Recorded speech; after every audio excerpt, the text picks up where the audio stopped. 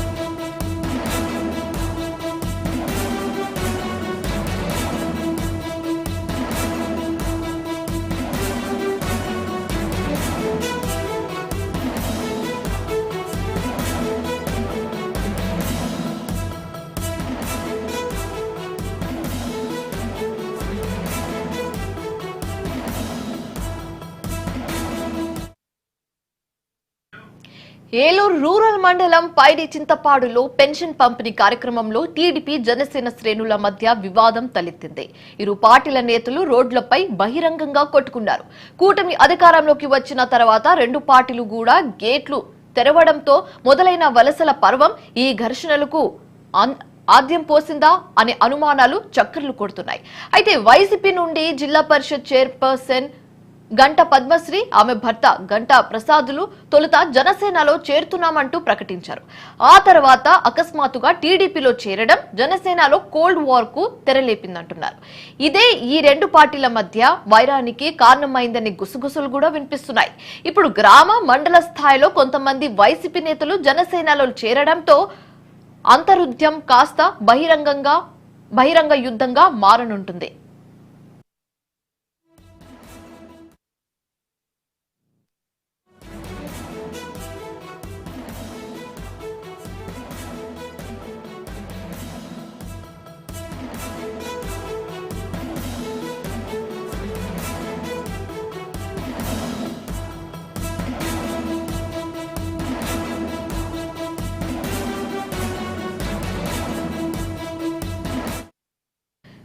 వైసీపీలో ఉండలేక పబ్బం గడుపుకోవడం కోసం జనసేనలో చేరారంటూ జనసేన పార్టీ నాయకులపై టీడీపీ నేతలు తీవ్ర విమర్శలు చేస్తున్నారు.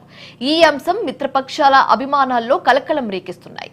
దీని అంతటికి కారణం జనసేన నాయకురాలు ఘంటసాల వెంకటలక్ష్మి అంటూ టీడీపీ శ్రేణులు ఆరోపిస్తున్నారు. ఇప్పుడు ఇది ఘంటసాల వర్గాన్ని తీవ్ర ఆగ్రహానికి గురిచేస్తున్నాయట.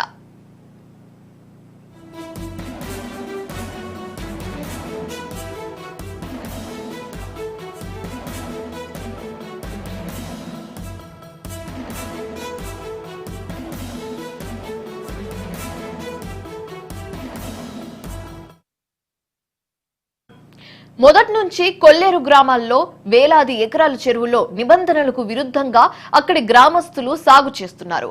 గ్రామ పెద్దలు వాటి సొమ్ముని గ్రామ ప్రజలకు పంచడం ఆనవాయితీగా వస్తుంది. అయితే రాజకీయ నాయకుల ప్రాబల్యం పెరగడం, కొల్లేరు సహజ సిద్ధ సంపద అనేది కారణంగా చూపించి కొల్లేరు చెరువులు సొమ్ములపై రాజకీయ నేతలు అజమాయిషి చేస్తున్నారు. దీంతో అక్కడ ఎప్పటికప్పుడు కండువాలు మారుతూనే వచ్చాయి. ఎవరు అధికారంలో ఉంటే ఆ పార్టీ నేతల కనుసన్నుల్లో కొల్లేరు గ్రామాల్లో బంట చెరువులు గాని ఆర్థిక లావాదేవీలు గాని జరుగుతూ వస్తున్నాయి.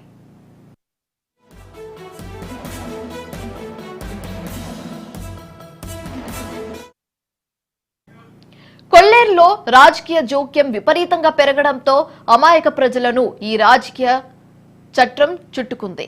ఇప్పుడు కూడా కొల్లేరులో మిత్రపక్షాల మధ్య వార్కు కొల్లేరు చెరువులోని ఆర్థిక లావాదేవీలు కారణంగా తెలుస్తుంది.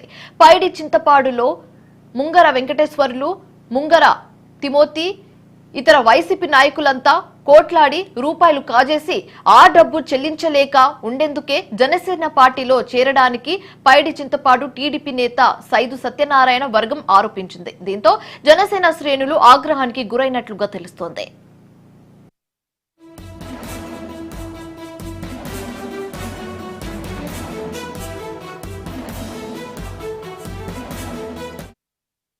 పైడి చింతపాడులో జరిగిన ఘటనలో సైదు సత్యనారాయణ తనయుడు నాగరాజుకు తీవ్ర గాయాలయ్యాయి.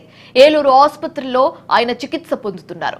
నాగరాజును దెందులూరు ఎమ్మెల్యే చింతమనేని ప్రభాకర్ పరామర్శించారు. జనసేన టీడీపీ రగడపై ఆరా తీయడం ఇప్పుడు హాట్ టాపిక్ గా మారింది. వైసీపీ నుండి జనసేనలో చేరిన వారికి పెన్షన్ల పంపిణీ చేసే అర్హత ఎక్కడదని ఇది ప్రశ్నించినందుకు టీడీపీ నాయకులపై దాడి చేస్తారా అంటూ చింతమనేని ప్రశ్నించారట.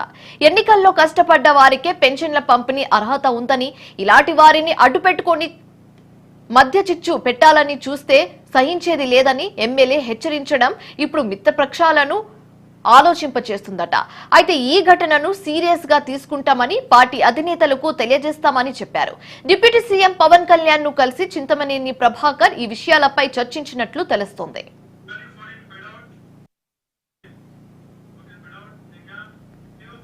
ఇక ఇదే అంశానికి సంబంధించి తాజా సమాచారం మా కరెస్పాండెంట్ మురళి ఫోన్ ద్వారా అందిస్తారు. మురళి, చెప్పండి. ఏలూరు జిల్లా దెందులూరు నియోజకవర్గంలో ఎప్పుడు ఏదో ఒక చోట ఎన్డీఏ కూటమి మిత్రపక్షాలైనటువంటి తెలుగుదేశం జనసేన పార్టీల మధ్య అయితే గొడవలు జరుగుతూ వస్తున్నాయని చెప్పుకోవచ్చు. మొన్న గత 5 సంవత్సరాల క్రితం వరకు వైసీపీలో పదవులు అనుభవించిన నాయకులు వారు పబ్బం గడుపుకోవడం కోసం తెలుగుదేశంలో జరగడానికి కానివ్వండి, అలాగే జనసేన పార్టీలో జరగడానికి జనసేన పార్టీలో చేరి మళ్ళీ ఇక్కడ కూడా అధికారులు చెలాయించాలంటూ కూడా ఇక్కడ ఈ పార్టీలో జాయిన్ అవుతున్నారంటూ కూడా తెలుగుదేశం పార్టీ నాయకులైతే ఆరోపిస్తున్నారు. ఉమ్మడి పశ్చిమ గోదావరి జిల్లా పరిషత్ చైర్మన్ గత పద్మశ్రీ వైఎస్ఆర్సీపీ పార్టీలో జడ్పీ చైర్మన్ గా పనిచేసిన ఆవిడ చింతమనేని ప్రభాకర్ వర్గీయులు అడ్డుకోవడంతో సాక్షాత్తు తెలుగుదేశం పార్టీ రాష్ట్ర అధ్యక్షులు వద్దే జాయిన్ అయ్యారు. అప్పటి నుంచి కూడా ఉప్పు నిప్పులాగా ఉమ్మడి జిల్లా పరిషత్ చైర్మన్ కి అలాగే దెందులూరు ఎమ్మెల్యే మధ్య కూడా కోల్డ్ వార్ నడుస్తూ వస్తుంది. అలాగే లంక గ్రామాలు, దెందులూరు నియోజకవర్గం అంటే ఏలూరు రూరల్ మండలంలో లంక గ్రామాలు అంటే ఇక్కడ మొత్తం కూడా చేపల చెరువులపై ఆధారపడి ఉంటుంది. వందలాది ఎకరాలు చేపల చెరువులు విస్తరించి ఉంటాయి. ఇక్కడ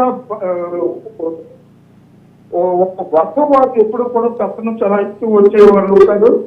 ఇప్పుడు వైఎస్ఆర్సీపీ పార్టీలో గత 5 సంవత్సరాలుగా ఆ చేపల చెరువులని లీజుకు తీసుకుని ఆ అమౌంట్లు అంటే కోట్లాది రూపాయలు కట్టవలసి వస్తుందని చెప్పి ఇప్పుడు వైఎస్ఆర్సీపీ పార్టీ నుంచి తెలుగుదేశంలో రావడానికి ట్రై చేసినా కూడా స్థానిక ఎమ్మెల్యే వీరిని చేర్చుకోవడానికి ఇష్టపడిన నేపథ్యంలో జనసేన పార్టీని ఆశ్రయించారు. జనసేన పార్టీలోకి చేరి జనసేన నాయకులుగా చలామణి అవుతూ వస్తున్నారు.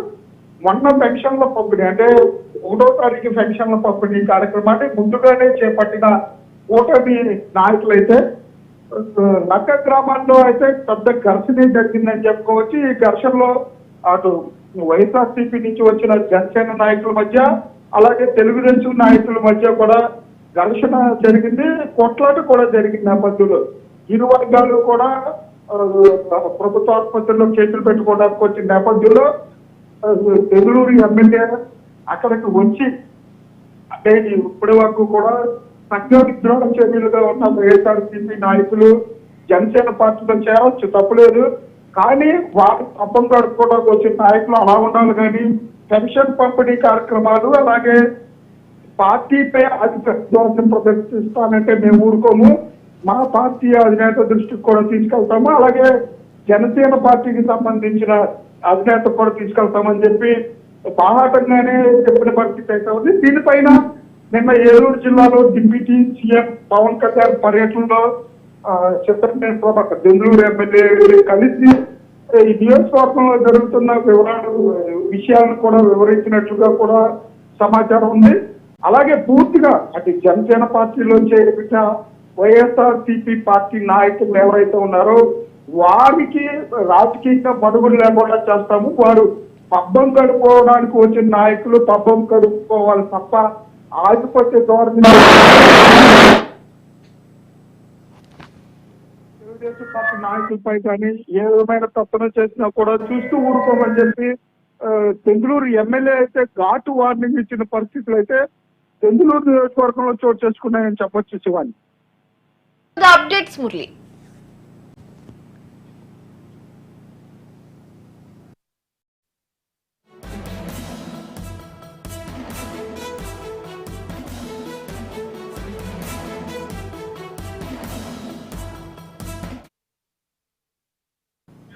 ముఖ్యమంత్రి రేవంత్ రెడ్డి ఇవాళ సాయంత్రం కేరళ వెళ్లనున్నారు. సీఎం వెంట పలువురు మంత్రులు, పార్టీ నేతలు సైతం వెళ్లనున్నారు. ఈ రోజు సాయంత్రం అక్కడ జరగబోయే ఏఐసీసీ కార్యదర్శి శ్రీనివాస్ కూతురి రిసెప్షన్ కు వీరంతా హాజరు కానున్నారు. అనంతరం రేపు వైనాడ్ లోక్సభ కాంగ్రెస్ అభ్యర్థి ప్రియాంక గాంధీ తరఫున నిర్వహిస్తున్న ఎన్నికల ర్యాలీలో సీఎం రేవంత్ రెడ్డి పాల్గొనబోతున్నట్లుగా తెలుస్తోంది.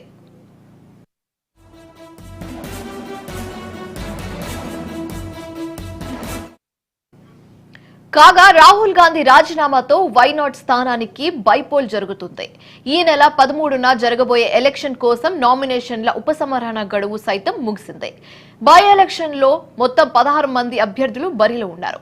3 ప్రధాన రాజకీయ ఫ్రంట్ల అభ్యర్థులు ప్రియాంక గాంధీ, సత్యన్ మేకరీ, నవ్య హరిదాస్, 5 చిన్న పార్టీల అభ్యర్థులు, 8 మంది స్వతంత్రులు కూడా వైనాడ్ లోక్సభ స్థానానికి ఉప ఎన్నికల్లో పోటీ చేస్తున్నారు. కాగా కాంగ్రెస్ టికెట్ నిరాకరించడంతో ఇటీవల ఎల్డీఎఫ్ లోకి మారిన డాక్టర్ సరీన్ కు సెటస్కోప్ గుర్తును కేటాయించారు.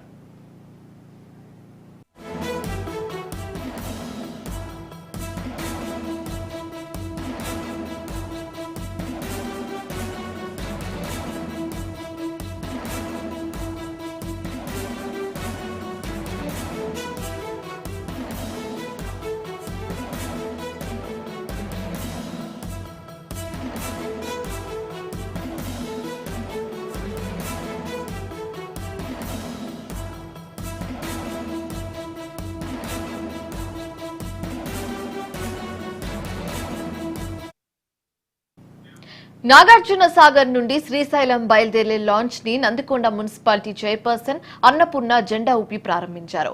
కాగా నాగార్జున సాగర్ నుంచి ప్రారంభమవుతున్న లాంచ్ పై ప్రయాణికులు ఆసక్తి చూపిస్తున్నారు. దీంతో ప్రయాణికులతో కృష్ణమ్మ తీరం సందడిగా మారనుంది. పరవళ్లు తొక్కుతున్న కృష్ణమ్మపై ప్రయాణం ఓ మధుర అనుభూతి అని చెప్తున్నారు.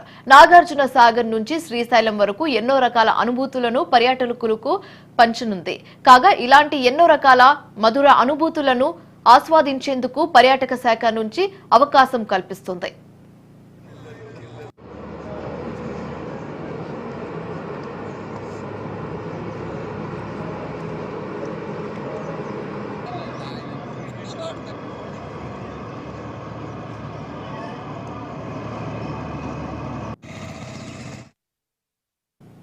అంబేద్కర్ కోనసీమ జిల్లా కొత్తపేట నియోజకవర్గంలో తిరుమలగా పేరు పొందిన శ్రీ వాడపల్లి వెంకటేశ్వర స్వామి వారి ఆలయంలో కార్తీక మాస పూజలు ప్రారంభమయ్యాయి. తెల్లవారుజాము నుంచే భక్తులు ఆలయానికి పోటెత్తారు. ఇక ఆలయంలో వృద్ధులకు, వికలాంగులకు, గర్భిణీ స్త్రీలు అమ్మవారికి పెద్దెత్తున పూజలు చేశారు.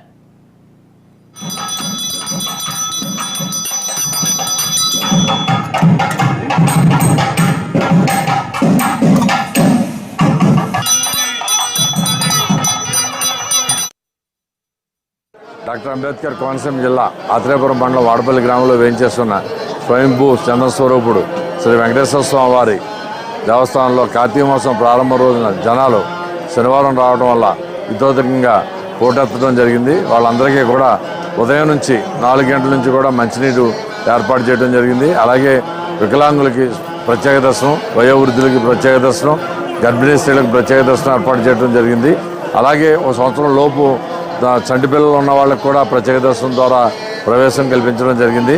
భక్తులందరికీ కూడా మరి ఉచిత ప్రసాదం ఏర్పాట్లు చేయడం జరిగింది. అలాగే 9 గంటల దగ్గర నుంచి మరి వాళ్ళ ఇవి వచ్చిన ఎంతమందికైనా సరే ఉచిత అన్నదానం ఏర్పాట్లు అన్నీ జరిగింది. అలాగే క్యూ లైన్స్ కూడా పరిశీలించడం జరిగింది. ఎవరికి ఏ విధమైన ఇబ్బందులు లేకుండా అన్ని రకాలుగాను దేవస్థానం వారు భక్తులకి ఏర్పాటు చేయడం జరిగింది. కాకినాడ పిఠాపురంలోని పవిత్ర పుణ్యక్షేత్రం కుకుటేశ్వర స్వామి ఆలయంలో కార్తీక మాసం సందర్భంగా ఓంకార నాదంతో మార్మోగుతుంది. కార్తీక మాసం సందర్భంగా మహారాష్ట్ర, తమిళనాడు, తెలంగాణ, కర్ణాటకలో ప్రత్యేక శోభ సంతరించుకుంది.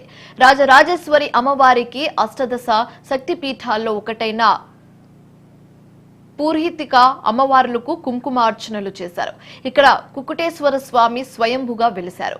కాగా గాయసురిని కటాక్షించడానికి స్వామివారు ఇక్కడ కుకుట రూప స్ఫటిక లింగంగా దర్శిస్తున్నారు.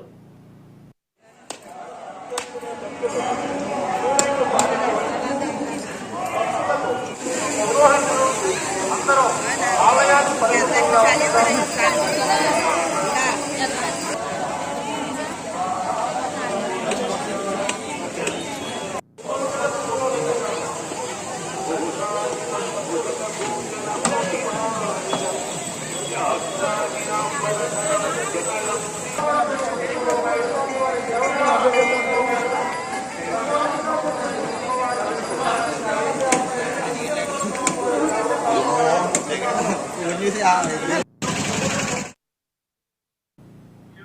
ఇవి ఇప్పుడు వరకున్న updates. For more updates keep watching Raj news.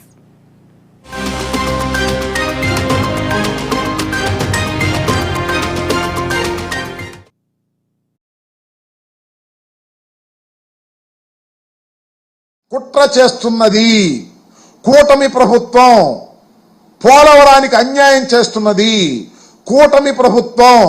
పోలవరాన్ని పూర్తి చేయకోకుండా తప్పుకు పోయేటటువంటి ప్రయత్నం చేస్తున్నది. దీన్ని ఎదుర్కోవలసినటువంటి బాధ్యత రాష్ట్ర ప్రభుత్వానికి ఉన్నది. రాష్ట్ర ప్రభుత్వమే లాలూచీ పడిపోయింది. రాష్ట్ర ప్రభుత్వమే అంగీకరించింది. అంగీకరించిన తర్వాత ఏం చేయాలి నేను అడుగుతా ఉన్నా. ఇంత అన్యాయం జరుగుతున్నప్పుడు, ఇంత ఘోరం జరుగుతున్నప్పుడు గొంతెత్తి మాట్లాడవలసినటువంటి బాధ్యత ప్రతిపక్షంగా మా మీద ఉంది. రాష్ట్ర ప్రజలు ఆలోచించవలసినటువంటి అవసరం ఉన్నది. ఇది చాలా అన్యాయం. ఏ విధంగా అయితే ఆ రోజున ప్రత్యేక హోదాని సర్వనాశనం చేశారో చంద్రబాబు నాయుడు గారు, ఇవాళ పోలవరం సెకండ్ స్టేజ్ని, సెకండ్ ఫేజ్ని సర్వనాశనం చేయడానికి కంకణం కట్టుకున్నాడు. ఇది వాస్తవం. ఈ రోజు మా తమ్ముళ్ళు అయితే చాలా కోపంగా ఉన్నారు. జన సైనికులు గాని, తెలుగుదేశం గాని, అవతల వాళ్ళని వదిలిపెడుతున్నారు, ఏంటి వీళ్ళ కథ అంటారు కానీ మీ బాధ, మీ ఆవేదన నేను అర్థం చేసుకున్నాను.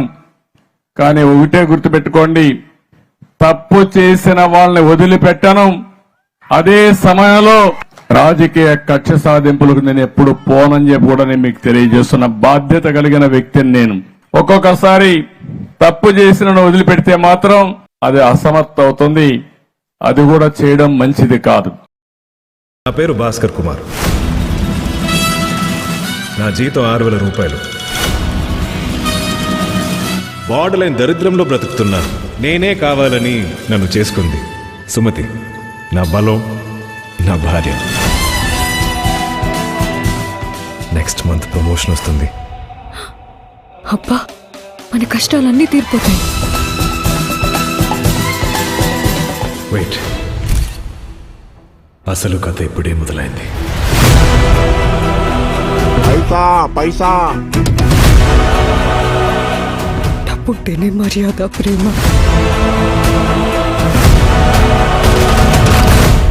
ఇలాంటప్పుడే అనిపిస్తుంది ఫ్యామిలీ కోసం ఎంత రిస్క్ చేసినా తప్పు లేదని.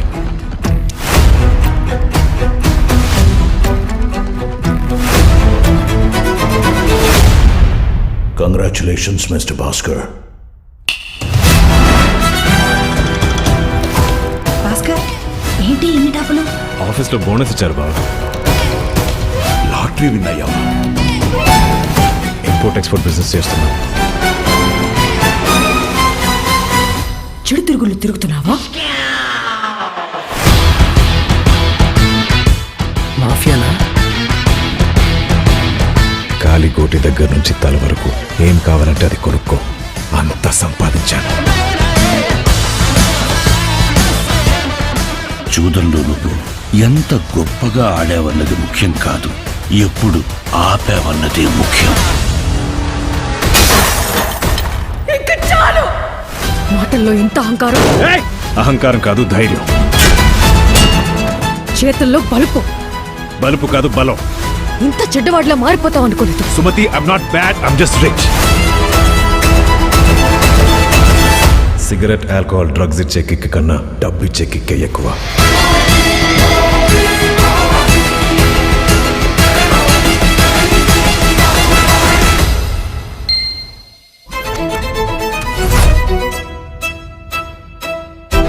ట్విట్టర్లో కానీ ఏ సోషల్ మీడియా ప్లాట్ఫామ్లో కూడా నెగిటివ్ కామెంట్ ఎతకడానికే దొరకనంతగా పాజిటివ్ వైబ్ వచ్చింది సినిమాకి. దీనికి అందరికీ చాలా థ్యాంక్స్ చెప్తాం. థ్యాంక్స్ అన్నమాట చాలా చిన్నది, కానీ I mean we're very very happy with the opinions you have expressed on the film. Thank you very much. అందరికీ నమస్కారం. వంశీ గారు అన్నట్టు నిజంగా ఇంత గ్రేట్ రెస్పాన్స్ వస్తుందని నేను అయితే ఆశించలేదు. వంశీ గారు ఫస్ట్ నుంచి నమ్మకంతో ఉన్నారు. ఒక ఇంటర్వ్యూలో కూడా చెప్పారు, అసలు ఈ సినిమాకి ఎక్కడైనా ఒక నెగిటివ్ రివ్యూ వస్తే అప్పుడు నన్ను అడగండి అని. నాకు ఆ మాట ఆయన అక్కడ చెప్పిన దగ్గర నుంచి నాకు ఒకసారి గుండె అలా స్పీడ్గా కొట్టుకోవడం ఆగలా. బట్ ఫస్ట్ ప్రీమియర్స్ 30వ తారీఖు ప్రీమియర్స్ తర్వాత రెస్పాన్సులు విని నిజంగా నాకు చాలా హ్యాపీ అనిపించింది. ఎందుకంటే ఒక డైరెక్టర్గా ఇంత మంచి పేరు రావటం అనేది చాలా అరుదైన విషయం. దానికి నిజంగా మీడియా సైడ్ నుంచి లేకపోతే ఆడియన్స్ సైడ్ నుంచి నిజంగా ఆదరణకి నేను నిజంగా చాలా చాలా థ్యాంక్స్. అండ్ అలాగే నిన్న పండగ అయినా సరే అసలు కలెక్షన్స్ చూస్తే నిజంగా నాకే చాలా సాటిస్ఫాక్టరీగా ఉంది. అండ్ నేను కేరళ వెళ్ళి కొచ్చిన్లో సినిమా చూడటం జరిగింది. అక్కడ కూడా దాన్ని ఒక రెగ్యులర్ సినిమా కింద చూస్తున్నారు అందరూ. నేను ఎక్కడైతే హై పాయింట్స్ వస్తాయి అనుకుని నేను అనుకున్నానో సేమ్ అదే హై పాయింట్స్లో వాళ్ళు కూడా హై ఫీల్ అవటం. It's a new experience. ఎందుకంటే కొచ్చిన్లో నేను ఫస్ట్ టైం సినిమా చూడటం జరిగింది.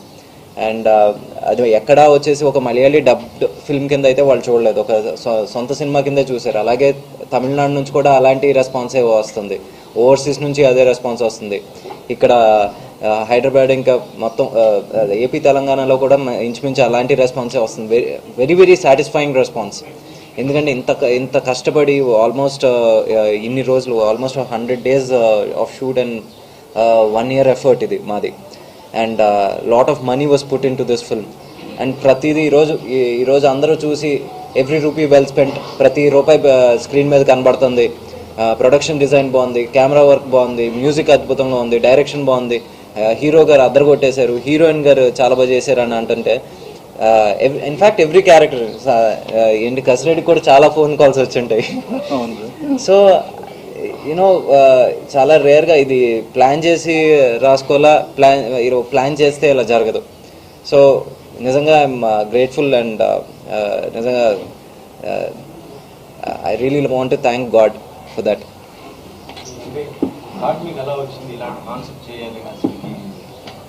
అంటే బ్యాంకింగ్ సెక్టర్ అనేది నాకు ఎప్పుడూ ఒక చిన్న దాని మీద ఒక సినిమా చేయాలని ఎప్పటి నుంచో ఉండింది.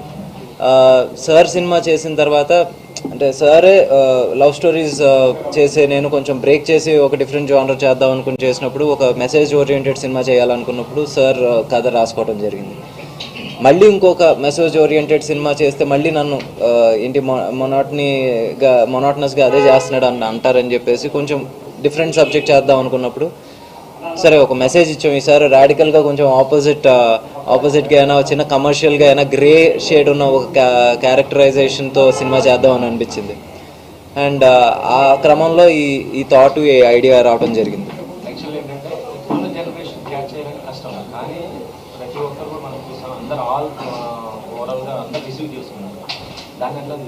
నిజంగా అంటే మేము ఆ రోజు ఫస్ట్ టైం నేను కథ వంశీ గారికి చెప్పినప్పుడు కూడా ఇది వచ్చేసి మన టార్గెట్ ఆడియన్స్ ఎలా అనుకుంటున్నప్పుడు మేము దాని తర్వాత జీవి గారు వచ్చేసి ఫస్ట్ టైం ఐ థింక్ ఆయనే అనుకుంటా నేను కథ చెప్పినప్పుడు ఇది బ్లాక్ బస్టర్ సినిమారా అని.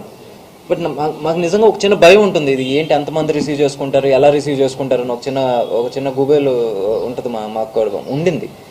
బట్ నిన్న యూత్ దగ్గర నుంచి ఫ్యామిలీ ఆడియన్స్ దగ్గర నుంచి ప్రతి ఒక్కళ్ళు వెల్ రిసీవ్డ్. నాకు సర్ప్రైజ్ ఏంటంటే ఈ సినిమాలో వచ్చేసి మాకు ఎక్కడ ఫైట్ లేదు, లేకపోతే ఏమైనా ఐటమ్ సాంగ్ అలాంటిది పెద్దగా ఏం లేవు.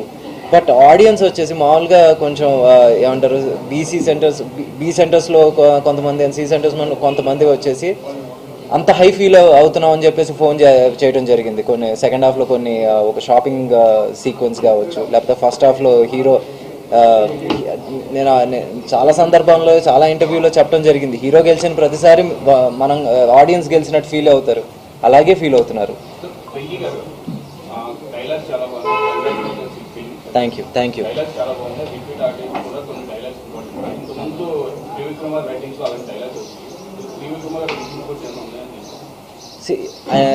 ఆయన ఇన్పుట్స్ కాదండి, ఇన్ఫ్లుయెన్స్ అనేది నేను చెప్తున్నాను. నేను ఇప్పుడు చాలాసార్లు చెప్పాను, నేను ఇండస్ట్రీకి రావడానికి నన్ను బాగా ఇన్స్పైర్ చేసింది మణిరత్నం గారు, త్రివిక్రమ్ గారు అని.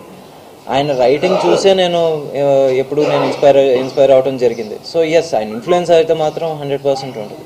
ఇన్పుట్స్ అంటారా, ఆయన వచ్చేసి యూజువల్లీ ఇన్వాల్వ్ అవరు. ఆయన వచ్చేసి ఒక ప్రొడ్యూసర్ కింద లేకపోతే ఏమన్నా ఒక ఎడిటేబుల్ మీద వచ్చేసి చిన్న ఏమంటారు ఒక బిగ్ బ్రదర్ కింద అలా హెల్ప్ చేస్తారు. కానీ ఆయన యూజువల్లీ అలా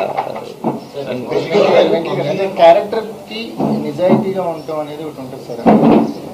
డిక్యూ గారి క్యారెక్టర్ చూసినప్పుడు బ్యాంక్లో ఏదో చిన్న ప్రాబ్లం వచ్చినప్పుడు కాళ్ళ మీద పడిపోతారు. అంటే నాకు భాస్కర్ క్యారెక్టర్ మాత్రమే కనిపించింది. అంటే ఆయన సూపర్ స్టార్ అన్నో లేకపోతే పాన్ ఇండియా ఆయనకున్న ఇమేజ్లు కానీ దాటి ట్రూత్ టు ద క్యారెక్టర్ అంటారు కదా, అక్కడ భాస్కర్ గెలిచాడు సార్. అంటే భాస్కర్ని బిలీవ్ చేయడం ఆ క్షణం నుంచి స్టార్ట్ అయింది. కరెక్ట్. ఆ సీన్ అనేది ఎక్స్ట్రాడినరీగా పే ఆఫ్ అవుతుంది. Thank you. అది నేను నిజంగా రాసుకున్నప్పుడు కానీ తీసినప్పుడు కానీ ఒక మంచి సీన్ ఇది బాగా హీరో గారు బాగా చేశారు, అంతా బాగా వచ్చిందని. మా ఎడిటర్ నవీన్ వచ్చేసి అన్నాడు, ఈ సీన్ మాత్రం ఎక్స్ట్రాడినరీ సీన్ అని. నేను వచ్చేసి ఓకే అంటే అగైన్ మనం కొన్ని ఇది ఇది ఇది విపరీతంగా పేలాలని రాసుకోం, ఎమోషనల్. ఎస్ అంతే. ఆ ఎమోషనల్ కనెక్ట్ అనేది అందరికీ వస్తుంది. ఎందుకంటే నిజాయితీ అని అన్నారు, నిజాయితీగా అవసరం అన్నప్పుడు మనం ఎవరైనా సరే, ఇప్పుడు ఏంటి మిడిల్ క్లాస్ అని కాదు, అప్పర్ మిడిల్ క్లాస్ అని కాదు, ఎవరైనా సరే నిజాయితీగా అవసరం అంటే ఒక పాయింట్ తర్వాత మనకు అవసరమే ముఖ్యం. ఆ అవసరాన్ని అవసరం చేయి జారిపోతుంది అన్నప్పుడు మనం ఎంత లెవెల్ కన్నా మనం ఒకవేళ స్టూప్ డౌన్ అవ్వాల్సి వస్తుంది. అది మనం అవతల వ్యక్తి 100 మంది చూస్తున్నప్పుడు కాళ్ళు పట్టుకుంటున్నామా చేతులు పట్టుకుంటున్నామా అది ఉండదు. ఎందుకంటే రేపు పొద్దున we have a family to feed, ఫ్యామిలీయే కమ్స్ ఫస్ట్. అంటే ఆ సీన్ డిజైనింగ్ కూడా చాలా అద్భుతంగా ఉంది. ఒక ఎమోషనల్ బాండింగ్ ఒక మ్యాటర్ ఆఫ్ 7 minutesలో ఒక 5-6 ఎమోషన్ షిఫ్ట్స్ ఉంటాయి ఆ ఎపిసోడ్లో. అది నిజంగా ఎస్ నాకు అది వన్ ఆఫ్ ద ఎస్ నేను ఒప్పుకుంటాను. అది నిజంగా నేను అగైన్ ప్లాన్ చేసి చేయలేదు, జరిగింది. డిక్యూ గారు అంటే కాళ్ళ మీద పడాలంటే కమర్షియల్ హీరోస్ కొంచెం ఉంటుంది, ఇమేజ్ బ్యారియర్ అనేది ఉంటుంది. అవును, ఎలాంటి ఆ సీన్ చెప్పడం జరిగింది. చెప్తున్నప్పుడు ఆయన ఏమో అడగలా, సరే వినలేదా అనుకున్నా. తర్వాత ఇంకా ఆ రోజు మార్నింగ్ నేను మళ్ళీ ఇంకోసారి గుర్తు చేశాను, సార్ కాళ్ళ మీద పడాలి ఓకేనండి. ఏంటది, అదే అసలు బ్యూటీ దాంట్లో, నువ్వు నాకు అలాంటిది ఏం లేదు, నువ్వు నన్ను అడక్కను.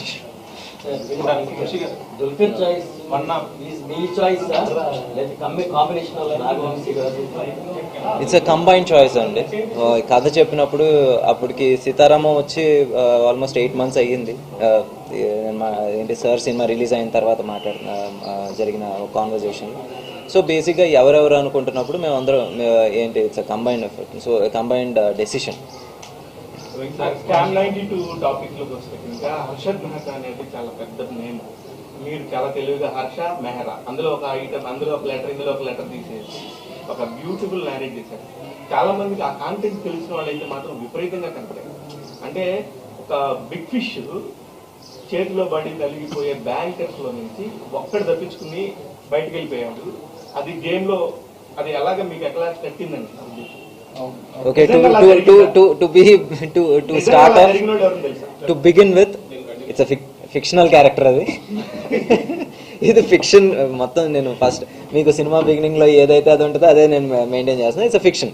బట్ ఆ రోజుల్లో జరిగిన స్కామ్ లో ఒకటి బయటపడిన దాని మీద వెబ్ సిరీస్ వచ్చింది. కానీ సో బేసిక్లీ అలాంటి ఇన్సిడెంట్స్ చాలా ఉన్నాయి, ఇప్పటికీ జరుగుతాయి, కాకపోతే వాళ్ళు దొరకలా. సో అలాగా దొరకని వాళ్ళు చాలా మంది ఉన్నారు. సో అలాంటి ఒక ఫిక్షన్ నుంచి వచ్చింది. అలాంటి దొరకని ఒక బ్యాంకర్ ఉంటే అలా ఉంటుంది అన్న ఒక థాట్ నుంచి పుట్టిన కథ అంతే.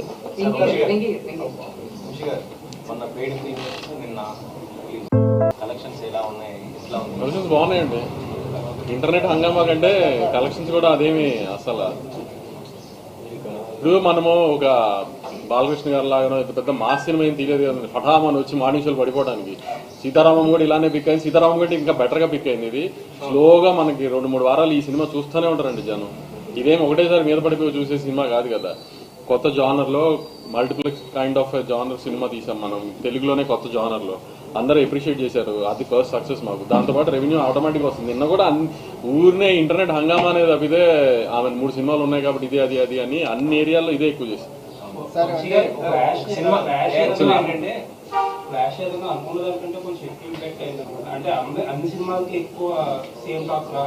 ఇంపాక్ట్ ఇవన్నీ అన్నా నేను.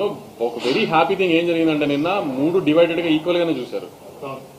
ఎక్కడ ఒకటి తొక్కేశారు ఇది అది అని ఇది ఏ ఫ్యాక్టర్ లేదు. జనాలు కలెక్షన్స్ డిస్ట్రిబ్యూట్ అయినాయి నిన్న. కొన్ని ఏరియాలో ఇది ఎక్కువ చూసారు, కొన్ని ఏరియాలో అది ఎక్కువ చూసారు, అలా చూసారు. ప్రాపర్ గా 3 సినిమాలు ప్రాపర్ మంచి రిపోర్ట్ వచ్చినాయి. 3 సినిమాలు ప్రాపర్ గా చూసారు జనం.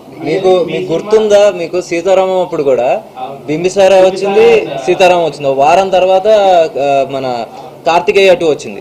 మూడింటిని ఈక్వల్ గా ఆదరించారు. సో ఇది ఎలాంటిది అంటే అండి, మంచి సినిమాలు వస్తే అన్ని చూస్తారు. ఎందుకంటే ఎంటర్టైన్మెంట్ ఇటు అటు అవుతూ ఉంటాయి. ఇప్పుడు ఒక షో అది ఎక్కువ ఉండొచ్చు, ఇప్పుడు జానర్ డిఫరెన్స్, ఒక్కొక్క జానర్ ఒక్కొక్క టైప్ చూస్తారు. మన cinema first show second show చూసే జానర్ ఎక్కువ ఫ్యామిలీ కాబట్టి. కొన్ని సినిమాలు మాస్ సినిమాలు అనుకోండి, మార్నింగ్ షోలు మ్యాట్నీలు బాగుంటుంది. ఇదంతా షోకి డిఫరెన్స్ అవుతూ ఉంటుంది. దానికి ఇదంతా ఇది ఎక్కువ ఉంది అది ఎక్కువ ఉందని ఊరిని గోల్ చేయడానికి తప్పితే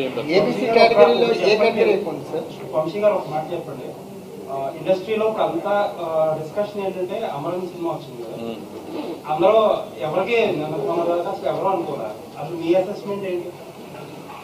పల్లవి గారు ఫ్యాక్టర్ ఒకటి చెప్పారు.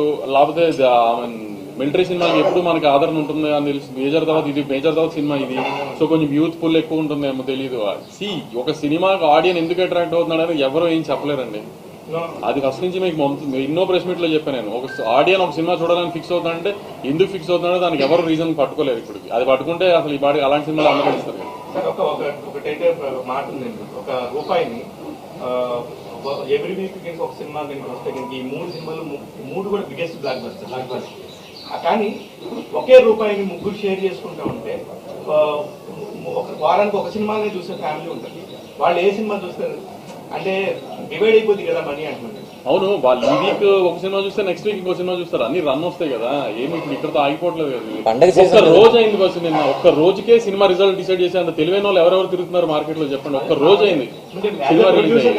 యాక్చువల్లీ ఇవాళ మార్నింగ్ షోలు నాది ఇంకా 3వ రోజు షోలు పడినట్టు. మిగతా సినిమాలని 2వ రోజు మార్నింగ్ షోలు.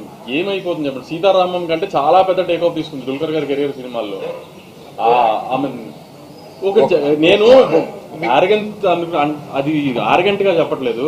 మైక్ పట్టుకుని నిశాంత్ నన్ను అడిగినప్పుడు ట్రైలర్ లాంచ్ లో ఒక నెగిటివ్ రివ్యూ గానీ ఒక నెగిటివ్ కామెంట్ గానీ చూపిస్తే నేను పార్టీ ఇస్తాను, ఫోటో దిగుతానన్నా. ఇంత ధైర్యంగా స్టేట్మెంట్ ఇచ్చి దాన్ని ఎవరు ఫాల్స్ చేయలేకపోయారు కదా. ఇంతకంటే నేను పెద్ద హిట్ ఎవరు తీయగలుగుతారా?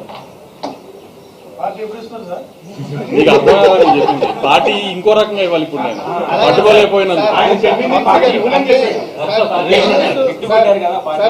ఆ క్వశ్చన్ అడిగి నిశాంత్ని అడగండి. కొన్ని సినిమాలో ఏమైనా ప్రాబ్లం కనబడిందా అని. రివ్యూస్ ఆడియన్స్ ఒకే స్కేల్ మీద ఉన్న సినిమాలు చాలా తక్కువ వస్తాయి సార్. కానీ మనకి లక్కీ భాస్కర్ తో జరిగింది. నేను రివ్యూస్ అనేది ఎప్పుడు నేను మొన్న కూడా ఒక ఇంటర్వ్యూలో చెప్పా. నా సినిమా మంచి రివ్యూస్ ఇస్తే వాళ్ళు బాగా చెప్పినట్టు, బాగా ఇవ్వలేదంటే బాగాలేదన్నట్టు నేను ఫీల్ అవుతాను. అవన్నీ పక్కన పెడితే నువ్వు సోషల్ మీడియాలో ఈ మధ్య జరుగుతున్న ట్రోలింగ్ లో సోషల్ మీడియా చూడండి, ఏ ప్లాట్ఫామ్ లో అయినా ఒక్క నెగిటివ్ కామెంట్ దొరకదు. ఎక్కడెక్కడి నుంచో మెసేజ్లు ఫోన్ లో వస్తున్నాయి మాకు సినిమా ఇలా ఉందని. మలయాళంలో అట్లీస్ట్ 10-12 crores షేర్ చేస్తున్నారు. తమిళనాడులో సెకండ్ వీక్ నుంచి దీనికి ఎక్కువ థియేటర్లు ఇస్తానంటున్నారు లక్కీ భాస్కర్కి. రెవెన్యూ అనేది ఒక షోతోనో ఒక రోజుతోనో ఒక మ్యాట్నీతోనో ఒక ఫస్ట్ షోతో డిసైడ్ చేసేది కాదు కదా. రన్ తెలుస్తుంటది, వైబ్ తెలుస్తుంటది. ప్లస్ ఇట్లాంటి సినిమా తీసినప్పుడు ఒక జెర్సీ తీసినప్పుడు మొన్న రిలీజ్ ప్రెస్ మీట్ లో కూడా నువ్వు అడిగావు నన్ను జెర్సీ వైబ్ వస్తుందని. జెర్సీకి ఎంత క్రిటికల్ ఎక్లైమ్ వచ్చిందో, ఎంత వార్మ్త్ వచ్చిందో నాకు ఆడియన్స్ నుంచి కానీ, క్రిటిక్స్ నుంచి కానీ, మీడియా నుంచి కానీ అంత రేంజ్ లో వార్మ్త్ వచ్చిందో. అదే అంటాను కదా, ప్రతిదీ ఒక రోజులో డిసైడ్ చేసేయాలనుకుంటే ఎలా జరిగిపోతుంది. ఇది నేను బాలకృష్ణ గారి సినిమాలో లేకపోతే పెద్ద సీరియల్ సినిమాలో తీసి మాస్ సినిమాలు తీసి ఫట్ మన మార్నింగ్ షోలు ఇంత వచ్చేయాలి, ఫస్ట్ డే ఇంత వచ్చేయాలి, ఇది అది అన్నట్టుగా ఇప్పుడు దేవరా ఫిగర్ ఉన్నట్టు ఊహించుకోను కదా. నేను కూడా నేను ఎలాంటి సినిమా తీసాను, నేను ఏ రేట్లు కమ్మాను, డిస్ట్రిబ్యూటర్ ఏ ఏరియాలకు బాగుంటుంది, ఏ ఏరియా బాగుంటుంది, నాకు ఒక క్యాలిక్యులేషన్ ఉంటుంది కదా. నేను ఒక ఎక్స్పెరిమెంట్ చేశాను తెలుగు సినిమాలోనే. నేను ఆ రోజు జెర్సీ తీసినప్పుడు కూడా స్పోర్ట్స్ జానర్ లో రాజమౌళి గారు సై తీసినారు. ఫస్ట్ టైం ఒక ప్రాపర్ స్పోర్ట్స్ జానర్ సినిమా తీశాను. అట్లానే ఫైనాన్షియల్ సెక్టర్ లో ఇట్లాంటి తెలుగు సినిమా కూడా తీయొచ్చు అని ఒక ఫైనాన్షియల్ జానర్ లో సినిమా తీసాం. దాన్ని ఎవరు వేలెత్తి తప్పు పెట్టకుండా అప్రిషియేట్ చేశారు. అదే నాకు ముందు పెద్ద సక్సెస్. దాంతో రెవెన్యూ ఆటోమేటిక్ గా వస్తుంది. ఒక రోజులో రెవెన్యూ డిసైడ్ చేయము కదా. ఒక హ్యాపీ థింగ్ ఏంటంటే కిరణ్ సంవత్సరం తన కష్టపడి అంత పెయిన్, మొన్న ఎక్స్ప్రెస్ చేసిన పెయిన్ అన్నింటిలో కిరణ్ ఒక సినిమా రిలీజ్ చేశాడు. దానికి పాజిటివ్ వచ్చి దానికి మంచి రెవెన్యూ వస్తుంది. దానికి హ్యాపీ ఫీల్ అవ్వాలి. కానీ కాంపిటీషన్ పెట్టుకుని ఏం సాధిస్తాను చెప్పి ఏముంది దాంట్లో. ఇప్పుడు రేపు కిరణ్ నేను కింద సినిమా తీయమని రాశారే కాంపిటీషన్ ఏమన్నా ఇద్దరు ఏమన్నా కొట్టుకుంటామని చెప్పారంటే మరి ఇది ఎందుకు డిస్కషన్ చాలా పాజిటివ్ గా మాట్లాడుతుంటే మీరు ఏదో తిట్టినట్టు మాట్లాడుతున్నారు అర్థం కాలేదు. మీరు హ్యాపీగా ఉన్నారని మేము నమ్ముతున్నాం సార్. ఫస్ట్ 1 వీక్ కలెక్షన్స్ లేవు, తర్వాత సార్ అసలు కలెక్షన్స్ ఉన్నాయని గురించి రెవెన్యూ గురించి మాట్లాడలేదు. మీరు మంచి సినిమా అటెంప్ట్ చేశారని మిమ్మల్ని అప్రిషియేట్ చేస్తున్నారు అంతా. కొంతమంది చెప్పాల్సిన చెప్తున్నాను.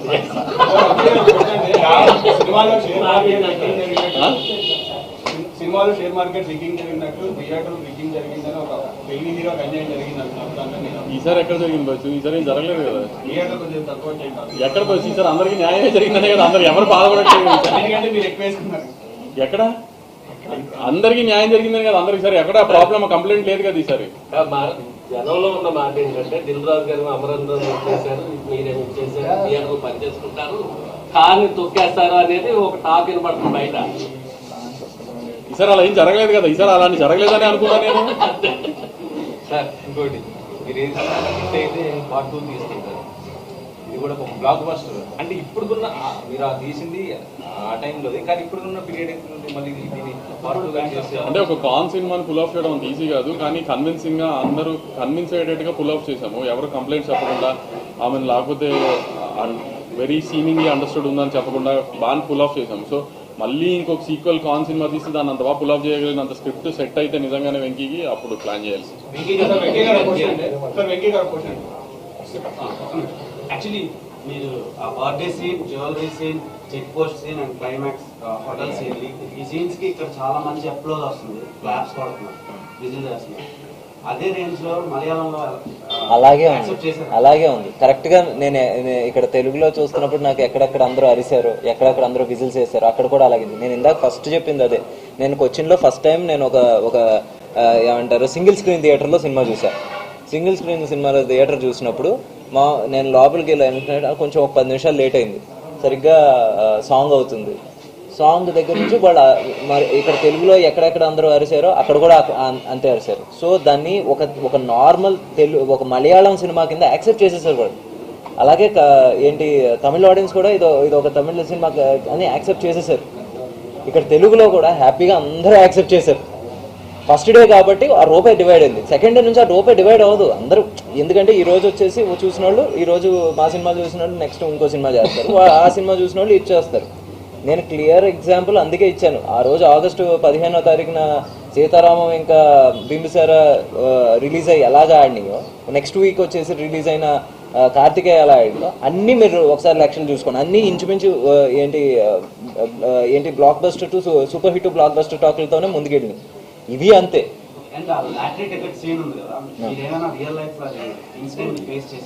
నేను ఫేస్ చేయలేదు, నేనేం ఫేస్ చేయలేదు, విన్నవి చదివినాయి.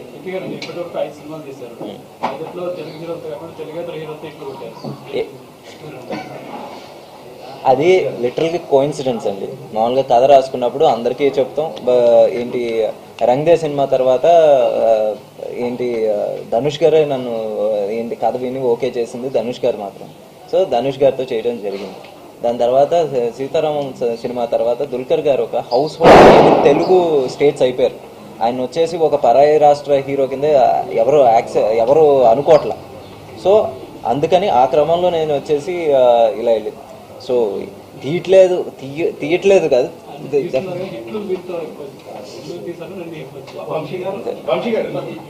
ఇప్పుడు మొన్న వెంకీ గారితో ఎక్కడికి పంపించినా సరే ఆ హీరోని ఓకే చేసుకుంటాడా నమ్మకం ఉంది. ఈసారి ఎవరి దగ్గర పంపిస్తాను తెలుగు హీరోతో తీద్దామని అడిగాను, కానీ అలా ఏం అయ్యేటట్టు కనిపించట్లేదు.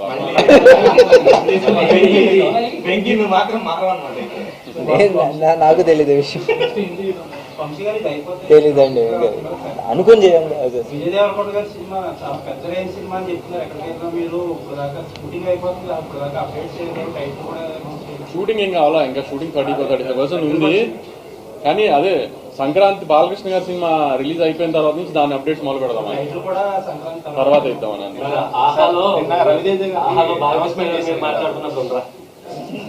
టైటిల్ అదే అనేసుకుందామా అన్నారు. టైం ఉందా చెప్పారు సార్? లేదు, టైం ఉంది. ఇంకొక వారం 10 రోజులు ఒక విజువల్ తో టైటిల్ ఫిక్స్ అయిపోయింది. మ్యాట్ 2 పరిస్థితి మ్యాట్ ఇంకొక సాంగ్ ఉంది పెండింగ్, అది అంటే మిగతా రెడీ ప్రాపర్ డేట్ కోసం చూస్తున్నాం. కానీ ఒక సినిమా హిట్ అయినాక అదే మీరు పెద్ద వాళ్ళతో అయితే అది వేరే ఉంటుంది, కానీ ఒక సైకిల్ ఎదురు చూస్తూ ఉంటారు. వీళ్ళు ఒక చిన్న అంటే ఆర్టిస్టులు, ఐ మీన్ వేరే ఉద్దేశం కాదు, ఒక చిన్న సినిమాగా ప్రారంభమై అయితే మంచి హిట్ కొట్టింది. ఇప్పుడు దానికి కూడా సీక్వెల్ అదే రేంజ్ లో ఉంటుందని కదా. ఇప్పుడు మ్యాట్ ఎప్పుడు అని అడుగుతున్నారంటే ఇంట్రెస్ట్ ఉందని కదా అర్థం. లేకపోతే కొత్త హీరోలతో చిన్న సినిమా అంటే అడగారు కదా ఇంట్రెస్ట్ గా. మ్యాట్ అడుగుతున్నారంటే ఖచ్చితంగా ఇంట్రెస్ట్ ఉందనే కదా ఆడియన్స్ లో. నా పేరు భాస్కర్ కుమార్. నా జీతం 6,000 రూపాయలు. బార్డర్ లైన్ దరిద్రంలో బ్రతుకుతున్నా నేనే కావాలని నన్ను చేసుకుంది సుమతి, నా బలం, నా భార్య. నెక్స్ట్ మంత్ ప్రమోషన్ వస్తుంది. అబ్బా, మన కష్టాలన్నీ తీరిపోతాయి. వెయిట్, అసలు కథ ఇప్పుడే మొదలైంది. పైసా పైసా. డబ్బుంటేనే మర్యాద, ప్రేమ. ఇలాంటప్పుడే అనిపిస్తుంది ఫ్యామిలీ కోసం ఎంత రిస్క్ చేసినా తప్పు లేదని.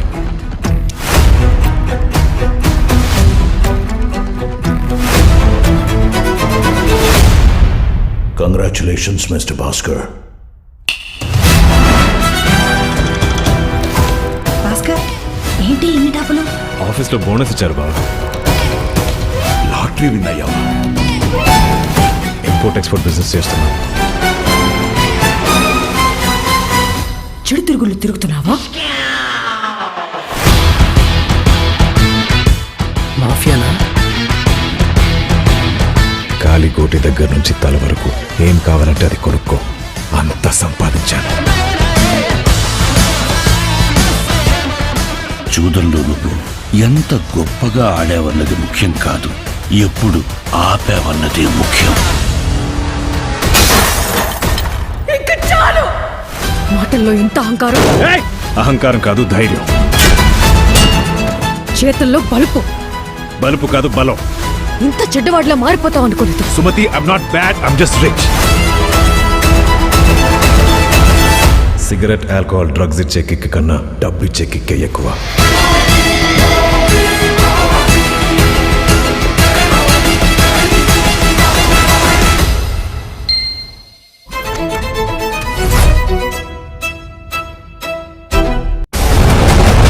అరవింద్ వ్యాఖ్యలతో తెలంగాణ బీజేపీలో కలకలం. నాయకత్వం మార్పు దిశగా అడుగులు పడేనా? కిషన్ రెడ్డికి జాతీయ అధ్యక్ష పదవి ఖాయమా? మరి తెలంగాణ బీజేపీ చీఫ్ ఎవరు? రేసులో మళ్లీ ముందుకు బండి సంజయ్. ఇప్పటికే ఈటలకు ఖాయమంటూ ప్రచారం. రేసులో నేనున్నానంటున్న రామచంద్రరావు. తెలంగాణలో కమలదళం రాత మారేనా? ప్రత్యేక కథనాలు మీ రాజ్ న్యూస్ లో. వైసీపీ నాయకులందరికీ చెప్తున్నాం, వారి మిత్రులందరూ కూడా చెప్తున్నాం, మీరు ఇంకా చింత చచ్చినా పిలిపి చావలేదని ఇంకా తిమ్మిరిగా ఉంది మీకు చెప్తున్నాను. మీ ప్రతి social media handle is being clearly monitored. మీ ప్రతి స్టేట్మెంట్ టైం స్టాంప్ తో సహా ఎవరు ఏం మాట్లాడుతున్నారు, ఎలాంటి ఆడబిడ్డల మీద ఏం మాట్లాడుతున్నారు, టీవీల్లో ఏం మాట్లాడుతున్నారు, వ్యక్తిగతంగా ఏం మాట్లాడుతున్నారు, ఇవన్నీ చాలా క్లిష్టంగా ఉన్నాయి మా దగ్గర. చాలా బలమైన యాక్షన్. తర్వాత మీరు రోడ్ల మీదకి వచ్చి మేము రాష్ట్రారోపణ చేస్తామంటే కాళ్ళకి ఎరగొట్టి కింద కూర్చోబెడతాం.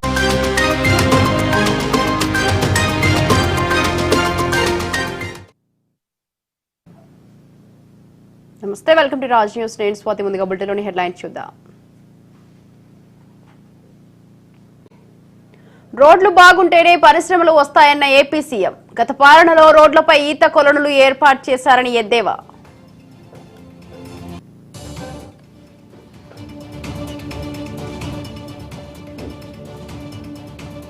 ప్రధాని మోదీకి సీఎం రేవంత్ కౌంటర్. కాంగ్రెస్ పాలనలో తెలంగాణ సూర్యుడిలా ఉదయిస్తోందని వెల్లడి.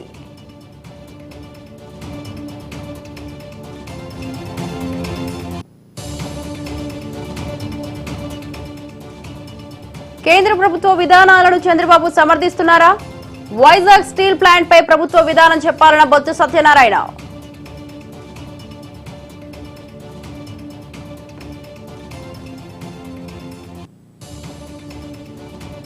సమగ్ర సర్వేకు కాంగ్రెస్ శ్రేణులు సిద్ధం. 33 జిల్లాలో కార్యకర్తలకు దిశానిర్దేశం.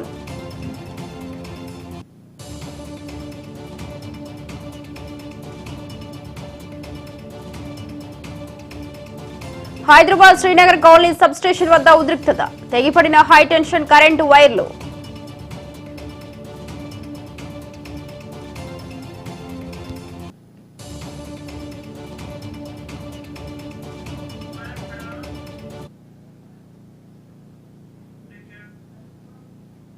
డీటెయిల్ చూస్తే సీఎం చంద్రబాబు నాయుడు మరి కాసేపట్లో రుషికొండ ప్యాలెస్ ని సందర్శించనున్నారు. ఎన్నికల ముందు రుషికొండ ప్యాలెస్ పైన విపక్షాలు పెద్ద ఎత్తున విమర్శలు గుప్పించాయి. అనంతరం ఎన్నికలను గెలిచిన తర్వాత ఇటీవలనే డిప్యూటీ సీఎం పవన్ కళ్యాణ్ రుషికొండను సందర్శించారు. తాజాగా ముఖ్యమంత్రి చంద్రబాబు నాయుడు రుషికొండ సందర్శన చేపట్టడంతో ఈ అంశం ప్రాధాన్యత సంతరించుకుంది.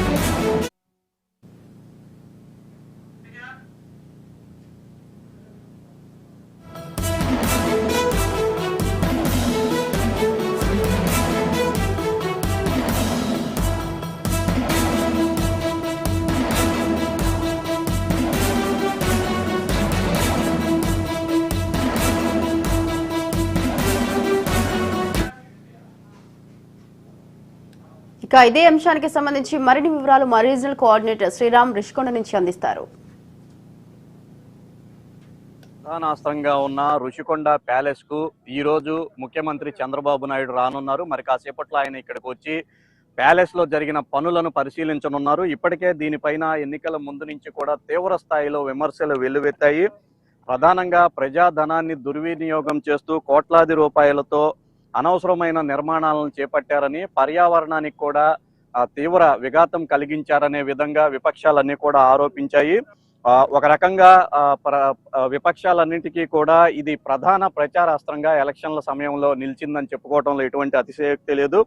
ఈ కోవలోనే పూర్తి స్థాయిలో కూడా అధికారంలోకి వచ్చాక ఈ నిర్మాణాలను ఏ విధంగా వాడాలి అనే అంశం పైన చర్చించి నిర్ణయం తీసుకుంటామని కూటమి నేతలు ఎన్నికల ముందు నుంచి చెప్తూ వచ్చారు.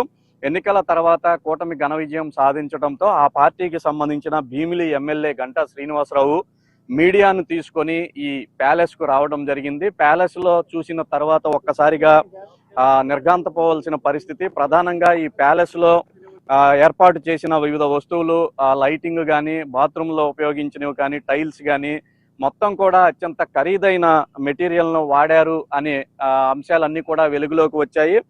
విశాఖ జిల్లాలోనే రోజంతా పర్యటన ఏర్పాటు చేశారు. దీంతో షెడ్యూల్లో లేనప్పటికీ కూడా ఈ రోజు రుషికొండ ప్యాలెస్ ను ఆయన సందర్శించే విధంగా షెడ్యూల్ ను మార్చడం జరిగింది. మరి కాసేపట్లో ఆయన ఇక్కడికి వస్తారు. ప్రస్తుతం అందరి దృష్టి దీనిపైనే ఉంది. ఇప్పటి వరకు కూడా ఈ భవనాలను ఏ విధంగా వినియోగించాలి, వీటిని దేనికోసం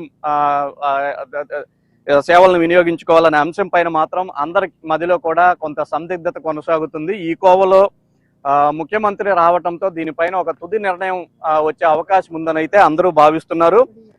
మరి కొన్ని ప్రైవేట్ కంపెనీలకు వీటిని ఇచ్చే అవకాశం కూడా లేకపోలేదని ప్రస్తుతం చర్చ సాగుతుంది. మనం ఇక ఈ బిల్డింగ్ల విషయానికి వస్తే ప్రస్తుతం చూస్తున్నాం విశాలమైన రోడ్లు, ఇవన్నీ కూడా ముఖ్యమంత్రిగా మళ్ళీ జగన్మోహన్ రెడ్డి ఎంపికైతే సీఎంఓ కింద వాడాలని నిర్ణయించినట్లుగా అప్పట్లో ప్రచారం జరిగింది. అందుకు అనుగుణంగానే మొత్తం 7 బ్లాకులను నిర్మించారు. ప్రస్తుతం చూస్తున్న వైపు సీఎం క్యాంపు కార్యాలయం ఉంటుంది, ఆ పక్కనే మిగిలిన 6 బ్లాకులు ఉన్నాయి. మొత్తంగా వీటన్నిటినీ కూడా ఉత్తరాంధ్ర సాంప్రదాయాన్ని ప్రతిబింబించే విధంగానే చోళ, కాళింగ, వెంగి, గజపతి ఇలాగా ఈ పేర్లనే పెట్టడం కూడా జరిగింది. మొత్తానికైతే రాజకీయ విమర్శలు ఎలాగున్నప్పటికీ కూడా ప్రస్తుతం ఈ భవనాలను ఎందుకోసం వినియోగించాలి అనేదే అందరిలోనూ అటు అధికార పార్టీతో పాటుగా ప్రజల్లో కూడా మెదులుతున్న ప్రశ్న. ఈ ప్రశ్నకు ఈరోజు ముఖ్యమంత్రి పర్యటన సందర్భంగా ఒక సమాధానం దొరుకుతుందని విశాఖ ప్రజలైతే భావిస్తున్నారు. కెమెరామెన్ నరేష్తో శ్రీరామ్, రాజ్ న్యూస్, విశాఖపట్నం. వాగ్దానం నెరవేర్చే విషయంలో నిబద్ధతతో ఉన్నామని బీజేపీ పాలిత రాష్ట్రాలతో పోలిస్తే తమదే రికార్డని ముఖ్యమంత్రి రేవంత్ రెడ్డి స్పష్టం చేశారు. కాంగ్రెస్ పాలిత రాష్ట్రాలపై ప్రధాని మోదీ నిన్న చేసిన విమర్శలపై ఎక్స్ వేదికగా సీఎం స్పందించారు. ప్రధాని వ్యాఖ్యలు అవాస్తవాలను ఖండించారు. ఇక కాంగ్రెస్ ప్రభుత్వం కొలువుదీరిన నాటి నుంచి బీఆర్ఎస్ హయాంలో నెలకొన్న చీకటి, నిరాశను పారదోలుతున్నామన్నారు. కాంగ్రెస్ పాలనలో తెలంగాణ ఉదయిస్తున్న సూర్యుడిలా వెలుగొందుతోందన్నారు. హామీలను ఒక్కొక్కటిగా నెరవేరుస్తున్నామంటూ ట్వీట్ చేశారు.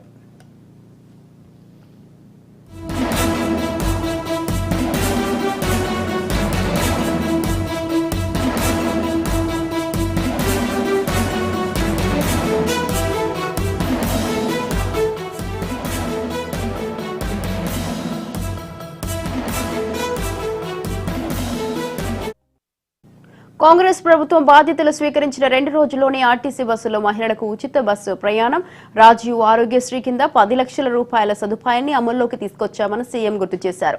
ఏడాది కాలంలోపే 22.22 లక్షల మంది రైతులకు 18,000 కోట్ల రూపాయలకు పైగా రుణమాఫీ చేశామన్నారు. అలాగే 200 యూనిట్ల వరకు ఉచిత కరెంట్ ఇస్తున్నామని పేర్కొన్నారు. గ్యాస్ సిలిండర్పై 500 సబ్సిడీ ఇస్తున్నామని, బీజేపీ పాలిత రాష్ట్రాల్లో ఉన్న ధరలతో పోలిస్తే తెలంగాణలో గ్యాస్ సిలిండర్ను తక్కువకే ఇస్తున్నామన్నారు. ఇప్పటి వరకు 1.31 కోట్లకు పైగా గ్యాస్ సిలిండర్ రీఫిల్లింగ్స్ జరిగాయని, 42,90,246 మంది లబ్ధి పొందారని తెలిపారు. దీంతో పాటు అన్ని పోటీ పరీక్షలను విజయవంతంగా నిర్వహిస్తున్నామన్నారు. 11 నెలల్లోనే 50,000కు పైగా ఉద్యోగ నియామకాలు చేపట్టామని సీఎం వెల్లడించారు. నియామకాల్లోని ఏ బీజేపీ పాలిత రాష్ట్రంతో పోల్చినా తమదే రికార్డని అన్నారు.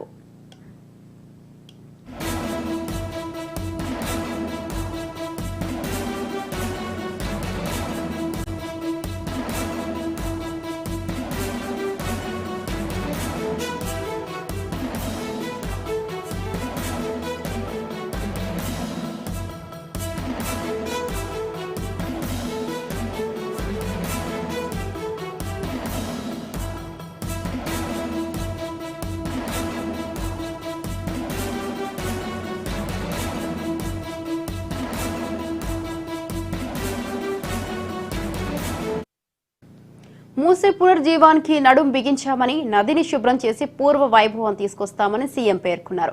గత 10 ఏళ్లలో ఆక్రమణలకు గురైన చెరువు, కుంటలు, నాలాలను పరిరక్షించే చర్యలు చేపట్టామని తెలిపారు. కాంగ్రెస్ అధికారంలోకి వచ్చినప్పటి నుంచి ఒక్క అంగుళం సరస్సు కూడా ఆక్రమణకు గురి కాలేదన్నారు. అలాగే ఫ్యూచర్ సిటీకి మాస్టర్ ప్లాన్ ఖరారు చేస్తున్నామని, skill varsity, sports varsity, integrated residential schools ఏర్పాటు చేస్తున్నట్లు సీఎం రాసుకొచ్చారు.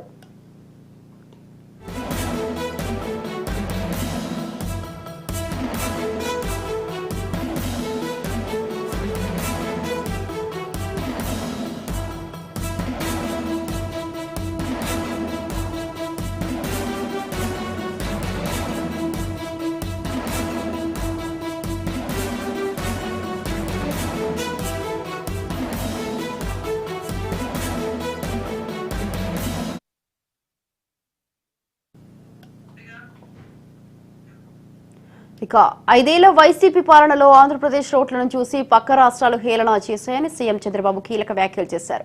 ఇవాళ అనకాపల్లి జిల్లా వెన్నెలపాలెంలో రోడ్లపై గుంతలను పూడ్చే కార్యక్రమానికి ఆయన శ్రీకారం చుట్టారు. ఈ సందర్భంగా గుంతలు లేని రోడ్లే తమ ప్రభుత్వ అభిమతమని ఆయన అన్నారు. ఇక వైసీపీ పాలనలో రహదారులు పూర్తిగా ధ్వంసమయ్యాయని, పెద్ద పెద్ద గుంతలు ఏర్పడ్డాయని ఆరోపించారు. మరికొన్ని చోట్ల ప్రమాదకరమైన గోతులు చేశారని ఫైర్ అయ్యారు. రాష్ట్రంలో రోడ్లను చూసి పక్క రాష్ట్రాల వారు హేళన చేసే వరకు పరిస్థితి వచ్చిందని అన్నారు. రహదారుల కోసం గత 5 ఏళ్లలో 1000 కోట్ల రూపాయలు కూడా గత ప్రభుత్వం ఖర్చు చేయకపోవడం దారుణమని పేర్కొన్నారు.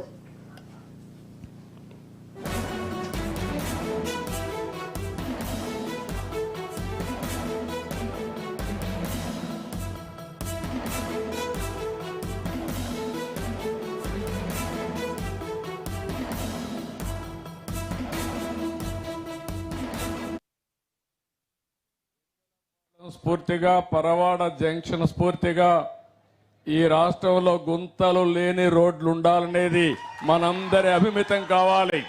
ఎందుకు ఈ దుస్థితి వచ్చింది? 5 ఏండ్లు గుంతలు పెట్టాడు, గుంతలు తవ్వాడు. ఇప్పుడు గుంతలు పూడ్చే కార్యక్రమానికి శ్రీకారం చుట్టాము. ఈరోజు ఇక్కడి నుంచే రాష్ట్రానికే పెద్ద పెద్ద గోతులు తవ్వాడు. ప్రమాదమైన గోతులు తీసే పరిస్థితికి వచ్చాడు. ఎవడైనా సరే బుద్ధి జ్ఞానం ఉండేవాడు ఒక గుంత పడితే వర్షాకాలం వస్తే ఆ గుంత పెద్ద గుంత అవుతుంది. అదే మరి ఎప్పటికప్పుడు రిపేర్లు చేయకపోతే ఈ గుంతలే పెను ప్రమాదాలుగా ఎవరైతే రోడ్డు మీద పోయే వాళ్ళకి ఒక మాటలో చెప్పాలంటే వాళ్ళ ప్రాణాలు పోయే విధంగా తయారవుతాయి. ఈరోజు మనందరం కూడా నరకానికి రహదారులుగా తయారైనాయి మన రాష్ట్రంలో రోడ్లు. దీనికి కారణం చూస్తే గత పాలకులు అనే విషయం మీకు అందరూ కూడా ఒకసారి గుర్తించుకోవాల్సిన అవసరం ఉంది. ఈ పాడుబడిపోయిన రోడ్లు ఎక్కడికక్కడ గుంతలు పడిపోయి వాహనాలు తిరగలేని పరిస్థితి 1-2 కాదు, అనేక ఇబ్బందులు వచ్చాయి. 5 సంవత్సరాల్లో 1000 కోట్ల రూపాయలు ఖర్చు పెట్టారంటే వీళ్ళ అహంభావానికి అది ఒక పరాకాష్ట. ఎప్పుడు కూడా రోడ్స్ అనేటి అభివృద్ధి తీసుకొస్తాయి. ఈ విషయం మీరు గుర్తుపెట్టుకోవాలి. ఏ విధంగానే మీరు ఆలోచించినప్పుడు ఒక రోడ్డు ఉంటే ఆ రోడ్డు మీద పరిశ్రమలు వస్తాయి. పరిశ్రమలే కాకుండా ఇంకొక పక్క పరిశ్రమలు వస్తే అభివృద్ధి జరుగుతుంది. అభివృద్ధి వల్ల ఆదాయం పెరుగుతుంది. ఆ ఆదాయం వల్ల సంక్షేమ కార్యక్రమాలు దొరుకుతాయి. మన ప్రజలకు, మన పిల్లలకు ఉద్యోగాలు వచ్చే అవకాశాలు వస్తాయి. వెన్నెలపాలెం స్ఫూర్తిగా, పరవాడ జంక్షన్ స్ఫూర్తిగా ఈ రాష్ట్రంలో గుంతలు లేని రోడ్లు ఉండాలనేది మనందరి అభిమితం కావాలి. ఎందుకు ఈ దుస్థితి వచ్చింది?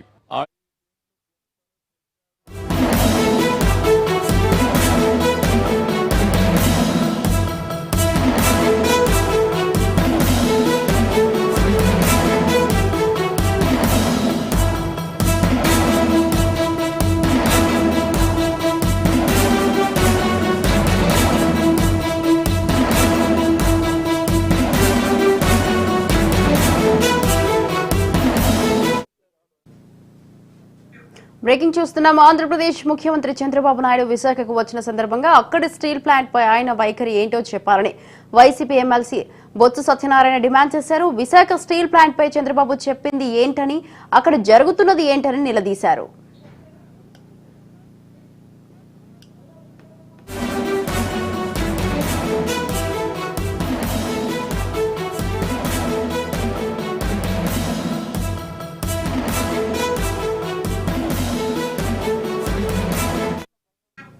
దీని మీద వివరణ ఇవ్వాలని డిమాండ్ చేశారు. ద్వంద్వ వైఖరి అవలంబిస్తే ప్రజలు ఊరుకోరని బొత్స సత్యనారాయణ అన్నారు. పాడి రైతులకు సంబంధించి సమస్య తీవ్రంగా ఉందని, చరిత్రలో ఎన్నడూ లేని విధంగా పాల ధరలు తగ్గించారని, దీనిపై అధికారులతో సమీక్ష చేసి పాడి రైతులకు న్యాయం చేయాలని డిమాండ్ చేస్తున్నామని చెప్పారు.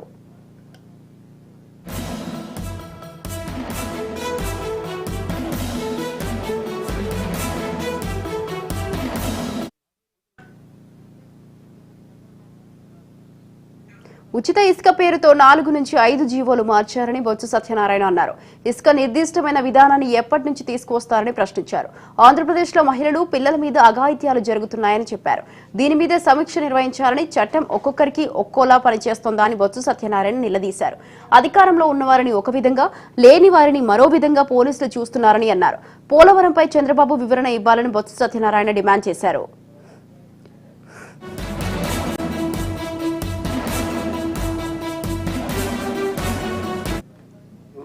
అనకాపల్లిలో అధికార పర్యటన తర్వాత విశాఖపట్నంలో రివ్యూ అని చెప్పని ఒక ప్రోగ్రాం వచ్చింది ముఖ్యమంత్రి గారికి. ఆయన పర్యటనలో భాగంగా సంతోషం వస్తున్నారు విశాఖపట్నం.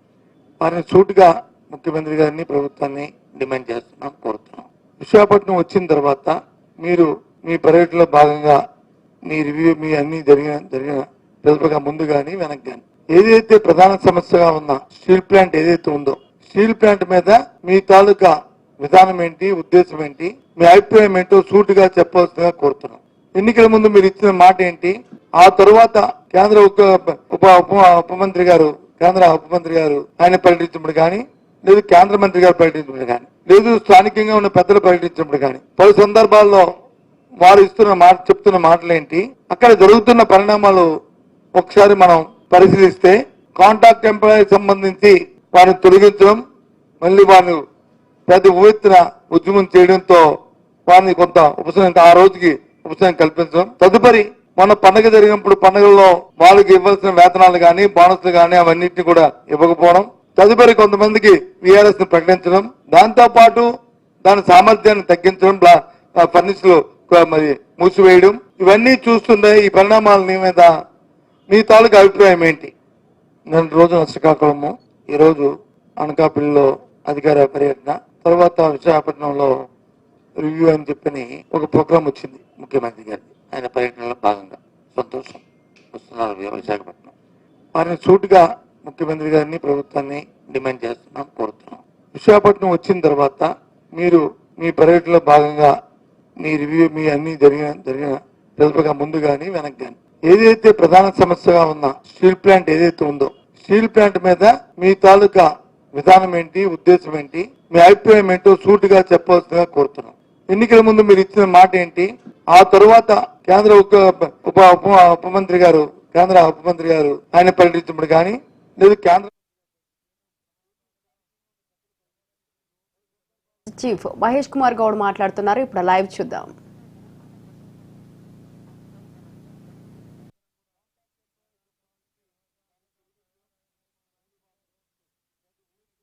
అంటే అది స్పష్టం అవుతా ఉంది. వారితో పాటు మల్లికార్జున ఖర్గే గారిని కూడా మేము కోరడం జరిగింది, వారు కూడా చేయడానికి అవకాశం ఉన్నది. Thank you. త్వరలో నియమిస్తాం.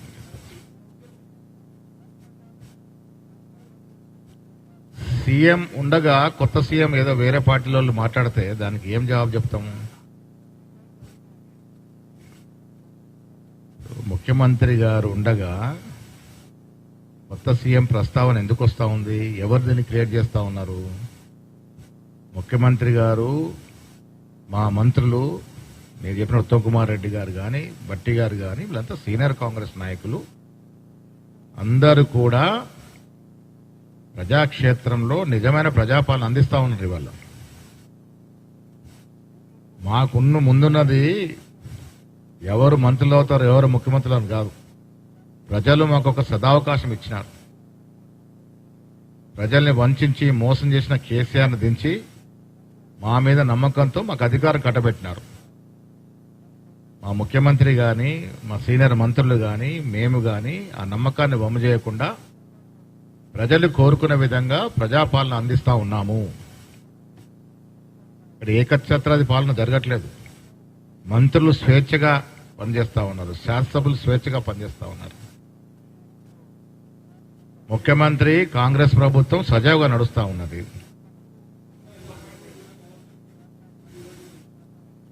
మహేశ్వర్ రెడ్డికి కాంగ్రెస్ పార్టీలో జరుగుతున్నటువంటి కార్యక్రమాలు ఏం తెలుస్తాయి?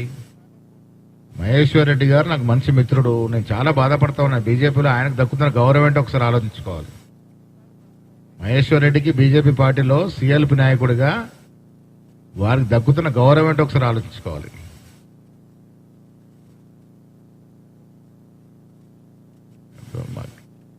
భారతీయ జనతా పార్టీ కార్యాలయంలో ఆయనకే కుర్చీ లేదు, ఆయనకి ఒక స్థానం లేదు.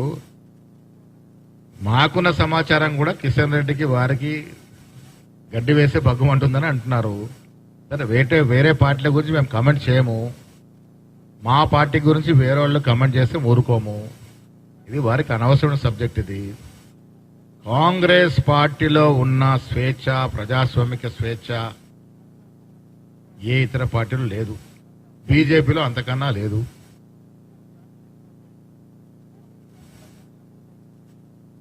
ఎవరు ఎన్నేసినా ప్రజలు ఎవరిని కోరుకుంటారో వారే నాయకులు. ప్రజలు కోరుకొని మమ్మల్ని అధికారం తీసుకొచ్చినారు. ఉప ఎన్నిక జరుగుతూ కూడా కాంగ్రెస్ పార్టీ శాసనసభని మా గణేష్ గెలిపించినారు.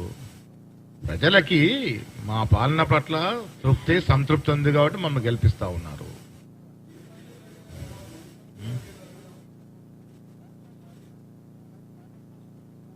దాన్ని మల్లికార్జున ఖర్గే గారు మాట్లాడిన దాన్ని వేరుగా చిత్రీకరించే ప్రయత్నం చేస్తా ఉన్నారు. ఆర్థిక భారం కొంత అవుతా ఉంది, ప్రజా సంక్షేమ కార్యక్రమం ఇవ్వాల్సిన అవసరం ఉంది, దానివల్ల కొద్దిగా ఆర్థిక భారం అవుతుంది, దాన్ని సరి చేసుకోవాలని చెప్పడం జరిగింది. మోడీ గారు స్పందిస్తే నేను మోడీ గారిని మీ ద్వారా గౌరవ ప్రధానమంత్రి మోడీ గారిని అడుగుతా ఉన్నాను, మీరు ఇస్తారన్న సంక్షేమ పథకాలు ఏమైనాయి, మీరు ఇస్తారన్న 2 కోట్ల ఉద్యోగాలు ఏమైనాయి, మీరు చెప్పండి. సంవత్సరానికి 2 కోట్ల ఉద్యోగాలు చెప్పినా ఇవాళ 11 సంవత్సరం 22 కోట్ల ఉద్యోగాలు రావాలి. ఉన్న ఉద్యోగాలు పీకేశారు కదా మోడీ గారు. ఉన్న పబ్లిక్ సెక్టర్ యూనిట్లు అయితే మూసేస్తా ఉన్నారు, లేకుండా అమ్మేస్తా ఉన్నారు. వారికేం హక్కు ఉంది బీద ప్రజల గురించి మాట్లాడేది? సంక్షేమం అంటేనే కాంగ్రెస్ పార్టీ పేటెంటు. బీద ప్రజల సంక్షేమం గురించి, రైతుల సంక్షేమం గురించి కాంగ్రెస్ ఉన్నటువంటి అవగాహన, ప్రేమ ఏ ఇతర పార్టీకి లేదు, రాదు కూడా.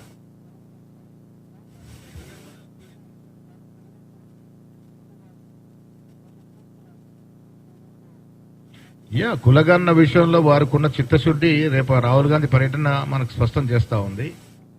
నేను ఇటీవల పర్యటనలో ఉన్నప్పుడు ముఖ్యమంత్రి గారు ఫోన్లో వారిని రావాల్సిందిగా కోరినారు. నేను స్వయంగా కలిసి వారిని రావాల్సిందిగా కోరినారు. వారి స్పందించి వస్తానని ఒప్పుకున్నారు, కార్యక్రమం కూడా ఇచ్చినారు. సో వారికి ఈ విషయంలో ఉన్నటువంటి ప్రేమ దీనివల్ల స్పష్టమవుతా ఉంది. ఎవరు దేని విషయంలో పిలుస్తాము, పార్టీ పరంగా మేము పిలవడానికి సిద్ధం. రాహుల్ గాంధీ గారి కార్యక్రమం ఫిక్స్ కాకుండా ఉంటే పిలిచేదే. నేను డెఫినెట్ గా పిసిసి తరఫున అన్ని పార్టీని పిలుస్తాము. మేమేం కేసీఆర్ లాగా ఫాసిస్ట్ పాలన కాదు, మాది ఆల్ పార్టీ మీటింగ్ ఉంటుంది. 6న లేకుంటే 7న కులగన్న మీద పిసిసి ఆధ్వర్యంలో అన్ని పార్టీల యొక్క నాయకుల్ని పిలిచి సంప్రదింపులు జరుపుతాం. వారిచ్చే సూచనలు సలహాలు తీసుకుంటాం. మా కోరికల్లా కులగణన సమగ్రంగా, నిష్పక్షపాతంగా, సజావుగా జరగాలి. ఏ పార్టీ వారు ఇచ్చిన సలహాను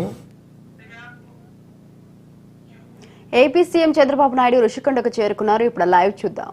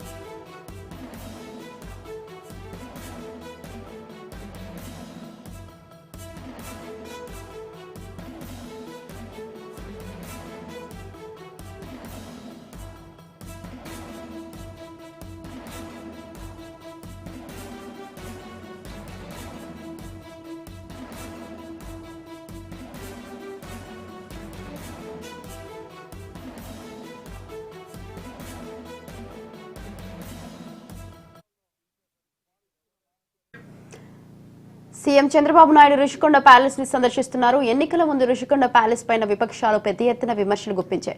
అనంతరం ఎన్నికలలో గెలిచిన తర్వాత ఇటీవలనే డిప్యూటీ సీఎం పవన్ కళ్యాణ్ రుషికొండను సందర్శించారు. తాజాగా ముఖ్యమంత్రి చంద్రబాబు నాయుడు రుషికొండ సందర్శన చేపట్టడంతో ఈ అంశం ప్రాధాన్యత సంతరించుకుంది. కాసేపటి క్రితమే రుషికొండకు చేరుకున్న సీఎం రుషికొండలోని భవనాలను ఆయన పరిశీలిస్తున్నారు.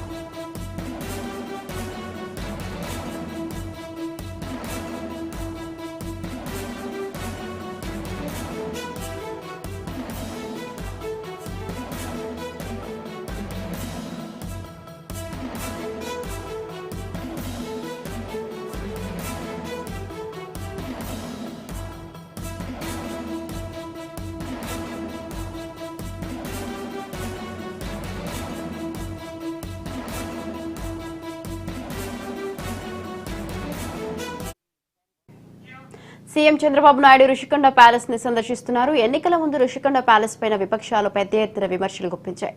అనంతరం ఎన్నికలలో గెలిచిన తర్వాత ఇటీవలనే డిప్యూటీ సీఎం పవన్ కళ్యాణ్ రుషికొండను సందర్శించారు. తాజాగా ముఖ్యమంత్రి చంద్రబాబు నాయుడు రుషికొండ సందర్శన చేపట్టడంతో ఈ అంశం ప్రాధాన్యత సంతరించుకుంది. కాసేపటి క్రితమే రుషికొండకు చేరుకున్న సీఎం రుషికొండలోని భవనాలను ఆయన పరిశీలిస్తున్నారు.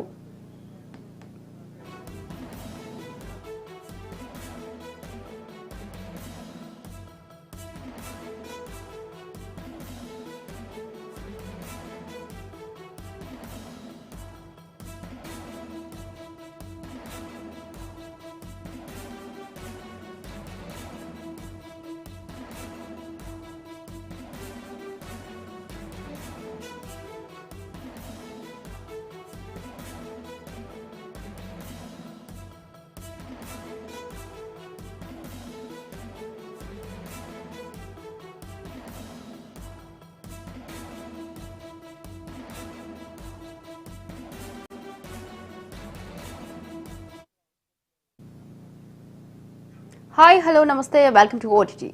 టాలీవుడ్ లో జరుగుతున్న లేటెస్ట్ అప్డేట్స్ తో ఇవాల్టి ఓటీటీ రెడీగా ఉంది. ఇంకెందుకు ఆలస్యం, లెట్స్ స్టార్ట్. దర్శకుడు ప్రశాంత్ వర్మ తెరకెక్కించిన Hanuman movie block buster hit కొట్టింది. ఈ సినిమాలో యంగ్ హీరో తేజ సజ్జా నటించగా రామాయణ గాథకు సంబంధించిన కొన్ని అంశాలను కథలో భాగంగా చూపెట్టారు. హనుమాన్ పాత్రలో ఎవరు నటిస్తున్నారనే విషయాన్ని మాత్రం రివీల్ చేయలేదు. అయితే ఇప్పుడు హనుమాన్ చిత్రానికి సీక్వెల్ గా జై హనుమాన్ చిత్రానికి సంబంధించిన అప్డేట్ ని మేకర్స్ రిలీవ్ చేశారు. दिए गए वचन को निभाने का समय आ गया है. असुरों की सेना धीरे धीरे अंजनाद्री की ओर आगे बढ़ रही है.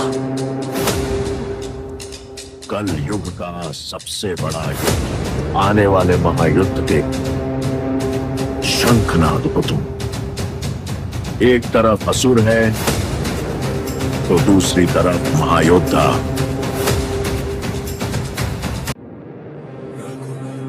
रुद्रमणि नष्ट होने से जो शक्ति असुरों को अभी तक रोक रही थी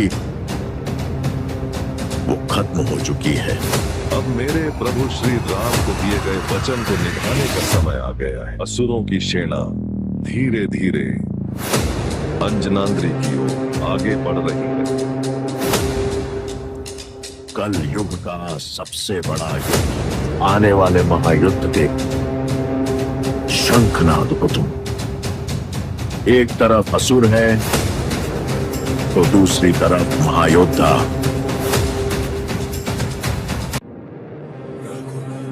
रुद्रमणि नष्ट होने से जो शक्ति असुरों को अभी तक रोक रही थी वो खत्म हो चुकी है. अब मेरे प्रभु श्री राम को दिए गए वचन को निभाने का समय आ गया है. असुरों की सेना धीरे धीरे अंजनाद्री की ओर आगे बढ़ रही है. कल युग का सबसे बड़ा युद्ध, आने वाले महायुद्ध के शंखनाद को तुम. एक तरफ असुर है तो दूसरी तरफ महायोद्धा।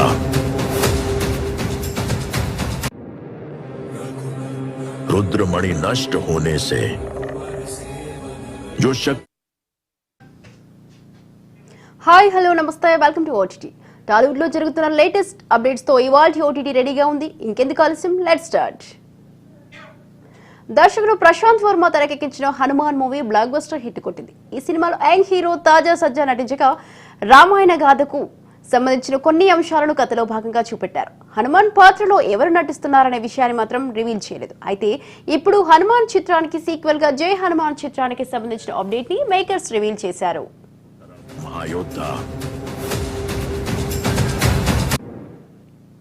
ఇంతకాలం హనుమాన్ పాత్రలో ఎవరు నటిస్తారనే విషయానికి యూనిట్ క్లారిటీ ఇచ్చేశారు. జై హనుమాన్ చిత్రంలో కాంతార మూవీ హీరో రిషబ్ శెట్టి హనుమాన్ పాత్రలో నటిస్తున్నట్లుగా చిత్ర యూనిట్ రివీల్ చేసింది. ఈ మేరకు ఫస్ట్ లుక్ పోస్టర్ లో హనుమంతుడిగా రిషబ్ శెట్టిని పవర్ఫుల్ గా చూపెట్టారు. రామయ్య విగ్రహాన్ని పట్టుకున్న హనుమంతుడిని మనకు ఈ ఫస్ట్ లుక్ పోస్టర్ లో రివీల్ చేశారు. कल युग का सबसे बड़ा युद्ध, आने वाले महायुद्ध के शंखनाद को तुम एक तरफ असुर है. ఒక్కసారిగా జై హనుమాన్ మూవీపై అందరి దృష్టి మాలింది. కాంతార చిత్రంతో నేషనల్ అవార్డు అందుకున్న రిషబ్ శెట్టి హనుమంతుడి పాత్రలో నటిస్తుండటంతో ఈ సినిమాపై అంచనాలు అప్పుడే భారీగా క్రియేట్ అవుతున్నాయి. ఇక ఈ సినిమాను మైత్రి మూవీ మేకర్స్ వారు అత్యంత భారీ బడ్జెట్ తో నిర్మిస్తున్నారు. रुद्रमणि नष्ट होने से जो शक्ति असुरों को अभी तक रोक रही थी वो खत्म हो चुकी है. अब मेरे प्रभु श्री राम को दिए गए वचन को निभाने का समय आ गया है. असुरों की सेना धीरे धीरे अंजनाद्री की ओर आगे बढ़ रही है. कल युग का सबसे बड़ा युद्ध, आने वाले महायुद्ध के शंखनाद को तुम एक तरफ असुर है तो दूसरी तरफ महायोद्धा.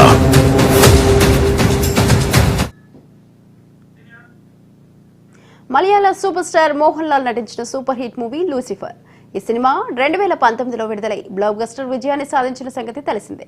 ప్రస్తుతం ఈ చిత్రానికి సీక్వెల్ గా L2 ఎంపురాన్ వస్తుంది. లైకా ప్రొడక్షన్స్ నిర్మిస్తున్న ఈ మూవీలో సౌత్ స్టార్స్ నటిస్తున్నారు. ఫస్ట్ పార్ట్ హిట్ కావడంతో సినిమాపై ఎలాంటి అంచనాలున్నాయో ముందుగానే అంచనా వేసిన మేకర్స్ ఎక్స్పెక్టేషన్స్ ను మించేలా సినిమాను నిర్మిస్తున్నారు. మోహన్ లాల్, డైరెక్టర్ పృథ్వీరాజ్ సుకుమార్ కాంబినేషన్ లో రానున్న 3వ చిత్రం కావడంతో అభిమానుల్లో అంచనాలు ఆకాశాన్ని అంటాయి.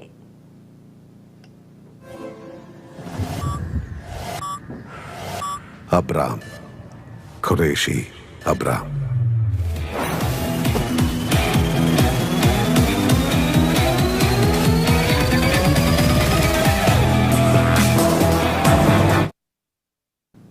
లూసిఫర్ మూవీని Telugu remake megastar Chiranjeevi God father పేరుతో విడుదలైన విషయం తెలిసిందే. గాడ్ ఫాదర్ టాలీవుడ్ లో సూపర్ హిట్ టాక్ ని సొంతం చేసుకుంది.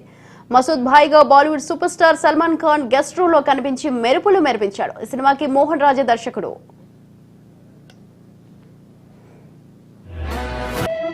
അവസാനിച്ചു എന്ന് തോന്നുന്നിടം ഇരുട്ട് മാറി വെളിച്ചം പരന്നുവെന്ന്. ఇటీవల మోహన్ లాల్ పుట్టినరోజు సందర్భంగా L2 ఎంపురాన్ లో కురేషి అబ్రహంగా సూపర్ స్టార్ లుక్ ను, అలాగే పృథ్వీరాజ్ సుకుమార్ పోషిస్తున్న క్యారెక్టర్ జయద్ మసూద్ కు సంబంధించిన ఫస్ట్ లుక్ ను రిలీజ్ చేయగా సూపర్ రెస్పాన్స్ వచ్చింది. ఇంకా ఈ చిత్రంలో టోవిన్ థామస్, మంజు వారియర్, నందు, సానియా అయ్యప్పన్ తదితరులు మరోసారి వారి పాత్రలతో మెప్పించబోతున్నారు. తాజాగా మేకర్స్ ఈ సినిమా రిలీజ్ లో డేట్ ను ప్రకటించారు. వచ్చే ఏడాది మార్చి 20న L2 ఎంపురాన్ చిత్రం తెలుగు, మలయాళం, తమిళ, కన్నడ, హిందీ భాషల్లో రిలీజ్ కానుంది.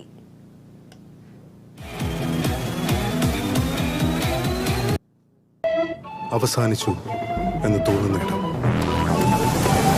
ഇരുട്ട് മാറി വെളിച്ചം പരന്നുവെന്ന് ലോകം പറഞ്ഞു പറഞ്ഞു പഠിപ്പിച്ചിടം കണ്ണിമ വെട്ടാതെ കരുതിയിരിക്കും. അവിടെയാണ് ഇതിഹാസങ്ങൾ ജനിക്കുന്ന.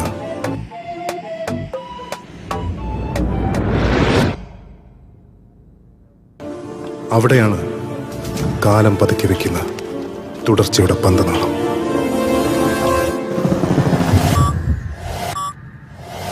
Abram Qureshi Abram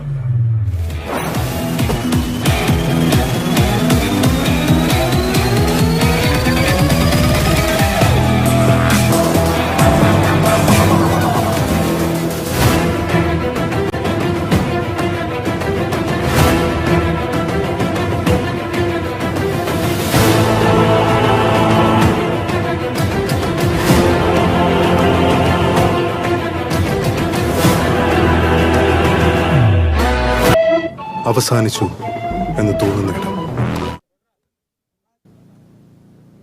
lucky Bhaskar hit కొట్టాడు. దుల్కర్ సల్మాన్, మీనాక్షి చౌదరి జంటగా వెంకీ అట్లూరి దర్శకత్వంలో సితారా ఎంటర్టైన్మెంట్స్ పై నాగవంశీ నిర్మించిన లక్కీ భాస్కర్ విడుదలై సారీ టాక్ ను సొంతం చేసుకున్న నేపథ్యంలో చిత్ర యూనిట్ సక్సెస్ మీట్ నిర్వహించారు.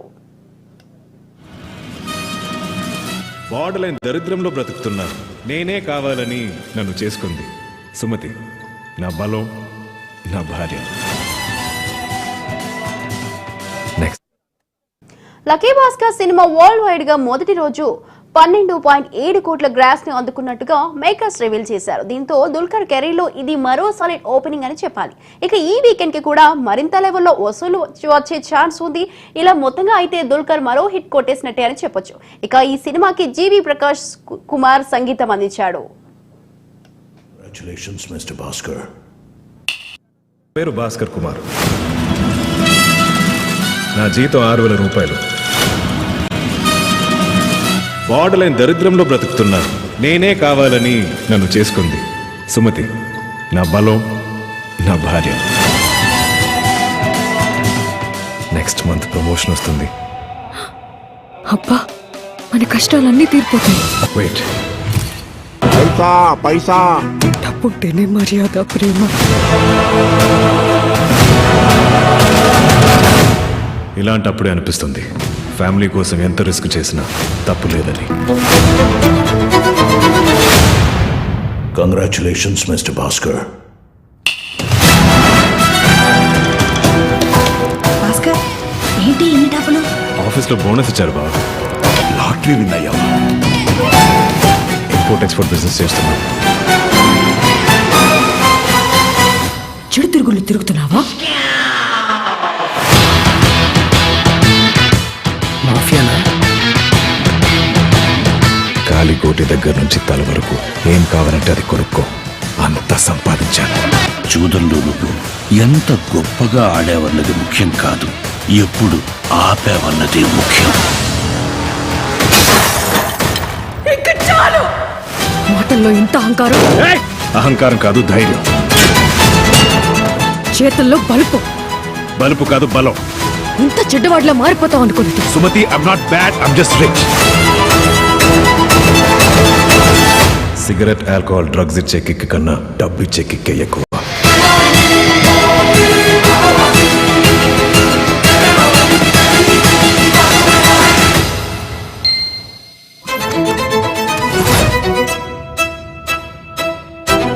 This is India. వస్తువు కావాలంటే డబ్బుతో కొనాలి. రెస్పెక్ట్ కావాలంటే డబ్బు మన ఒంటి మీద కనపడాలి. పేరు భాస్కర్ కుమార్. తారక్ తన కుటుంబంతో కలిసి ఈ దీపావళి పండుగను జరుపుకున్నాడు. అలా తనపై ఓ ఫ్యామిలీ పిక్ ఇప్పుడు బ్యూటిఫుల్ మూమెంట్ గా మారింది. మరి ఇందులో తారక్ తన భార్య, పిల్లలు కూడా కనిపిస్తున్నారు. దీంతో ఈ బ్యూటిఫుల్ పిక్ చూసిన అభిమానులు సోషల్ మీడియాలో పిక్స్ ని వైరల్ చేస్తున్నారు. ఎన్టీఆర్ హీరోగా చేసిన లేటెస్ట్ సినిమా దేవరతో భారీ సక్సెస్ ని అందుకున్న సంగతి తెలిసిందే. దర్శకుడు కొరటాల శివతో చేసిన ఈ భారీ సినిమా రికార్డు వసూళ్లు అందుకుంది. ఇక ఈ సినిమా రిలీజ్ అయ్యాక వెంటనే తారక్ తన బాలీవుడ్ డెబ్యూ భారీ యాక్షన్ సినిమా వార్ 2 ని స్టార్ట్ చేశాడు. వార్ 2 లో కొన్ని రోజులుగా పాల్గొని పండుగకి ఇంటికి వచ్చేసిన ఇక ఈ తర్వాత మళ్ళీ తారక్ వార్ 2 షూటింగ్ లో జాయిన్ కానున్నాడు.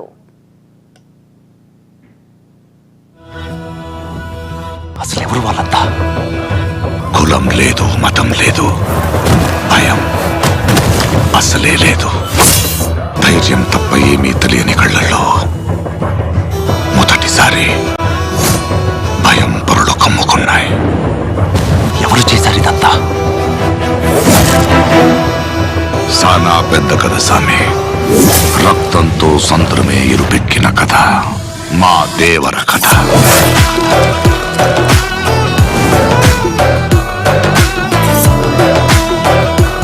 మనిషికి బతికేంత ధైర్యం చాలు, చంపేంత ధైర్యం కాదు.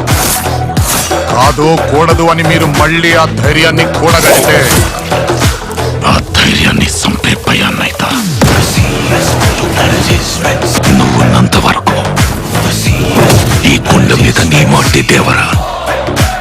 దేవరును చంపాలంటే సరైన సమయమే కాదు, సరైన ఆయుధము దొరకాల.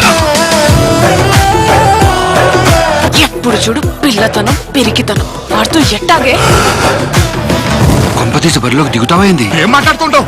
సంపెత్తాను నన్ను. ఆడికి ఆళ్ళయ్య రూపం వచ్చింది గాని రక్తం రాలేదే. పని మీద పోయినోడైతే పని అవ్వంగానే తిరిగి వస్తాడు. పంతం పట్టిపోయి ఉన్నాడు నీ కొడుకు. దేవరా సంద్రం ఎక్కి 2 ఏళ్లు గడిచిపోయింటాయి. కళ్ళు మూసినా తెరిచినా సముద్రంలో చూసిందే కనపడుతుంది. భయం మరిచి ఎప్పుడైనా తప్పుడు పని కోసం సంద్రం ఎక్కితే ఈ రోజు నుంచి మీకు కానరాని భయం అవుతా ఉందా?